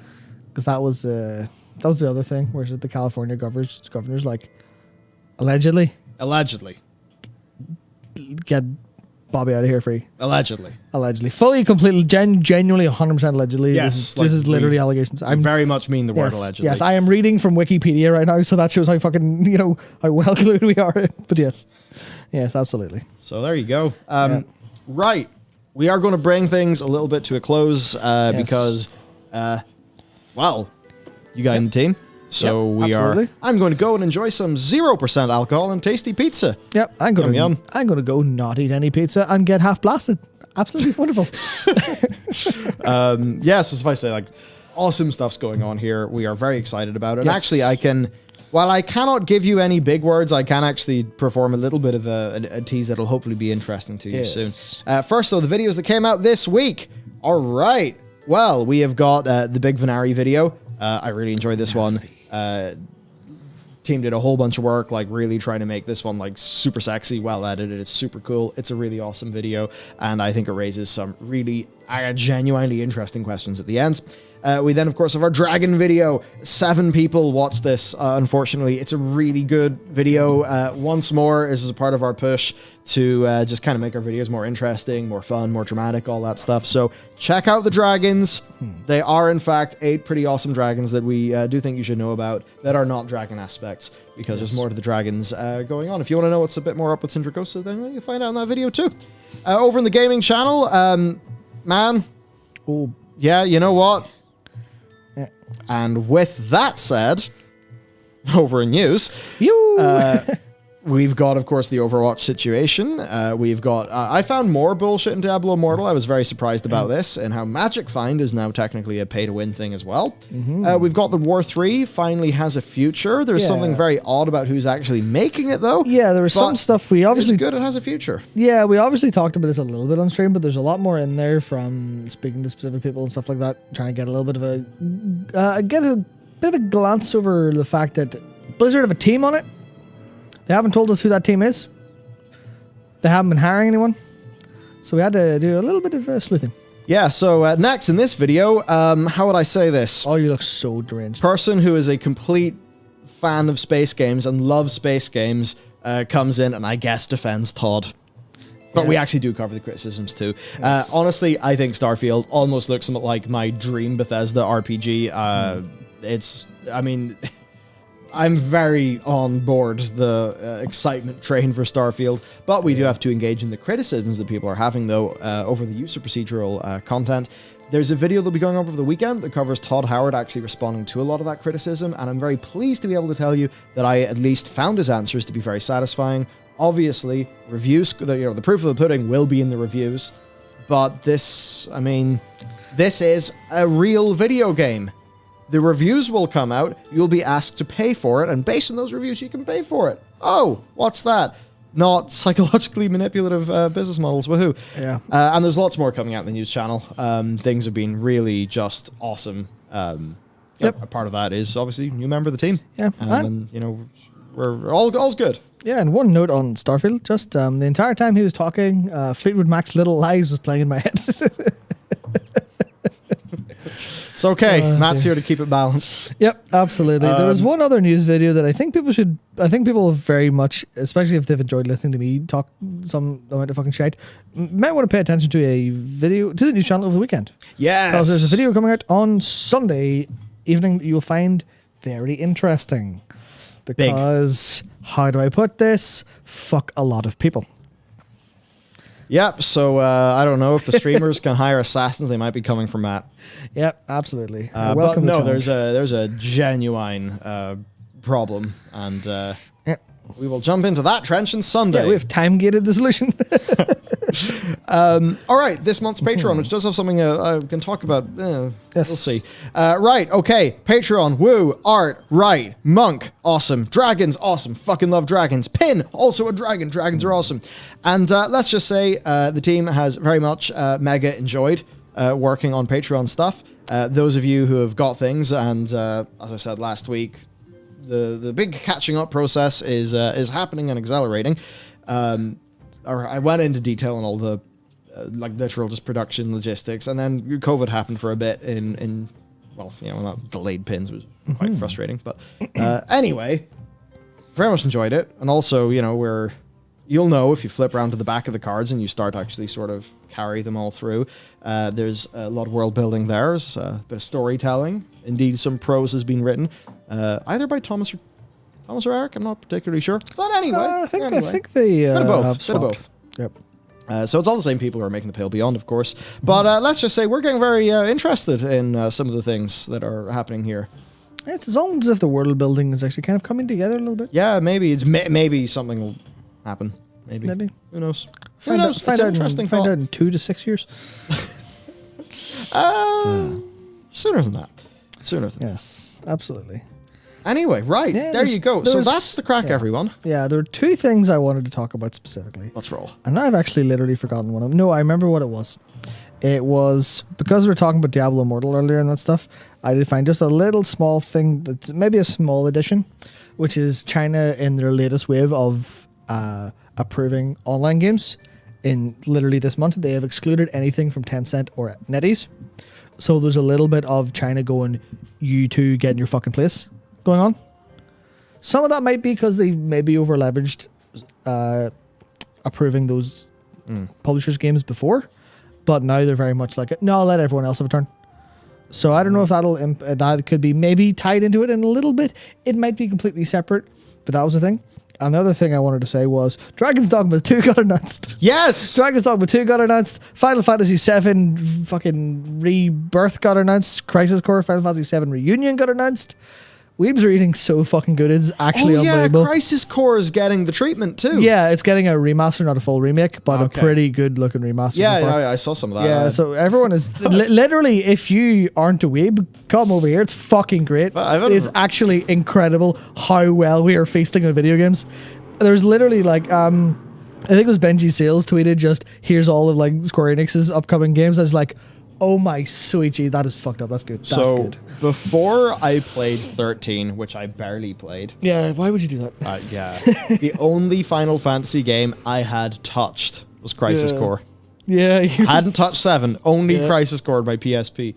And that was one of their earlier forays into action combat, wasn't it? Yeah, didn't go so well. But that's alright. Yeah, I mean, I remember finding it fine at the time, but hey, that's pretty cool. And certainly there's Intergrade, and then the next one is going to happen. So the first part of the FF7 remake is called Remake. The next gen version of that's called Intergrade. So it's FFVIIRI. Then there's FFVIIR, which will be Rebirth, which is the second part. They have confirmed it's a trilogy, and they haven't announced the third part yet. But it's probably going to be something. They seem to be definitely veering away from the super veering away from the actual story of FF7. Oh, really? FF7 and doing something completely fucking new. What? Yeah, there's already hints of that in Remake. What the fuck? But they're very much going for we want to expand this pretty heavily. They seem to be bringing in the Crisis Core stuff a lot more and kind of melding it as opposed to kind of being, here's some stuff after the fact. Well, you know what, actually? Yeah. I say this as somebody with zero, basically, investment. Yeah. FF7 was 1990. I want to say 97. 7. I might be wrong. A lot of things have changed. I imagine there's a lot of things they do differently or would expand on differently. And if this is the only opportunity they're ever going to get, then they may as well try to create the definitive version of that tale. Yep, and that's what they're doing. Because it's like, it would be different from doing a weird like remaster of a book, because it's like, it's a fucking book, it's words. Yeah. I guess you could maybe do an argument of, do a remaster of The Hobbit so that it fits with The Lord of the Rings better. Yeah. Oh, yeah. God, sorry, I feel like some demon just entered my mouth. God. Yep. But I don't know. For some reason, that seems reasonable to me. I think but so. Then there's a lot yeah. of terror that you wouldn't want to fuck up a formula that, I mean, I've never played, but people I know loved. Yeah, that's the thing. So it's like all the same, like a lot of the same people are involved. It's the same Square Enix. There's a couple of departures, but generally it's like, yeah, this is the boys. They're just having another shot at it with a whole lot more resources. Which is to say, they had a lot of resources at the time. Comparatively, that was one of the most expensive games I think made at the time, and you can fucking tell. So, if not for I think Santa Monica or Naughty Dog, I'm sure remake would be up there as well because that game looks absolutely unbelievably beautiful. And there's also Tactics Ogre Reborn, which was leaked, which means the Nvidia leak of Tactics Ogre Remaster and the Final Fantasy Tactics Remaster must be true. Yoshi P will be happy. Yeah, so we're going to be... Oh, yeah, in the end, yeah, FF16 is also out next year. It's like, you could literally get a whole year of just... Without touching the MMO, you could go a full year of only playing new Final Fantasy releases. Fucking crazy. Yeah. Wow, so... Yep, that shit's crazy. There's so many games coming out. I love video games! Yeah, and hopefully you've been enjoying the Next Fest demos. Not just ours, which I believe is down right now, but a lot of people have been playing a lot of demos. It's been really fun. I really like this whole thing we've got now of these, like, it's like an event happens, a bunch of demos, everyone goes excitedly, plays the demos, and shares their impressions. It's just cool. But anyway, right, we've got to join the team. Yep, we did it. So we're going to take our leave. To our solemn duty. Yeah. Have a wonderful weekend, everybody. Absolutely. Stay tuned, of course. There's plenty of content coming out. I mean, I have a high degree of confidence that we will have daily news channel content. Forever. Maybe not forever, but, shit's looking real solid. So anyway, right, that's it for us. Brilliant weekend, and we'll see you next time. Goodbye.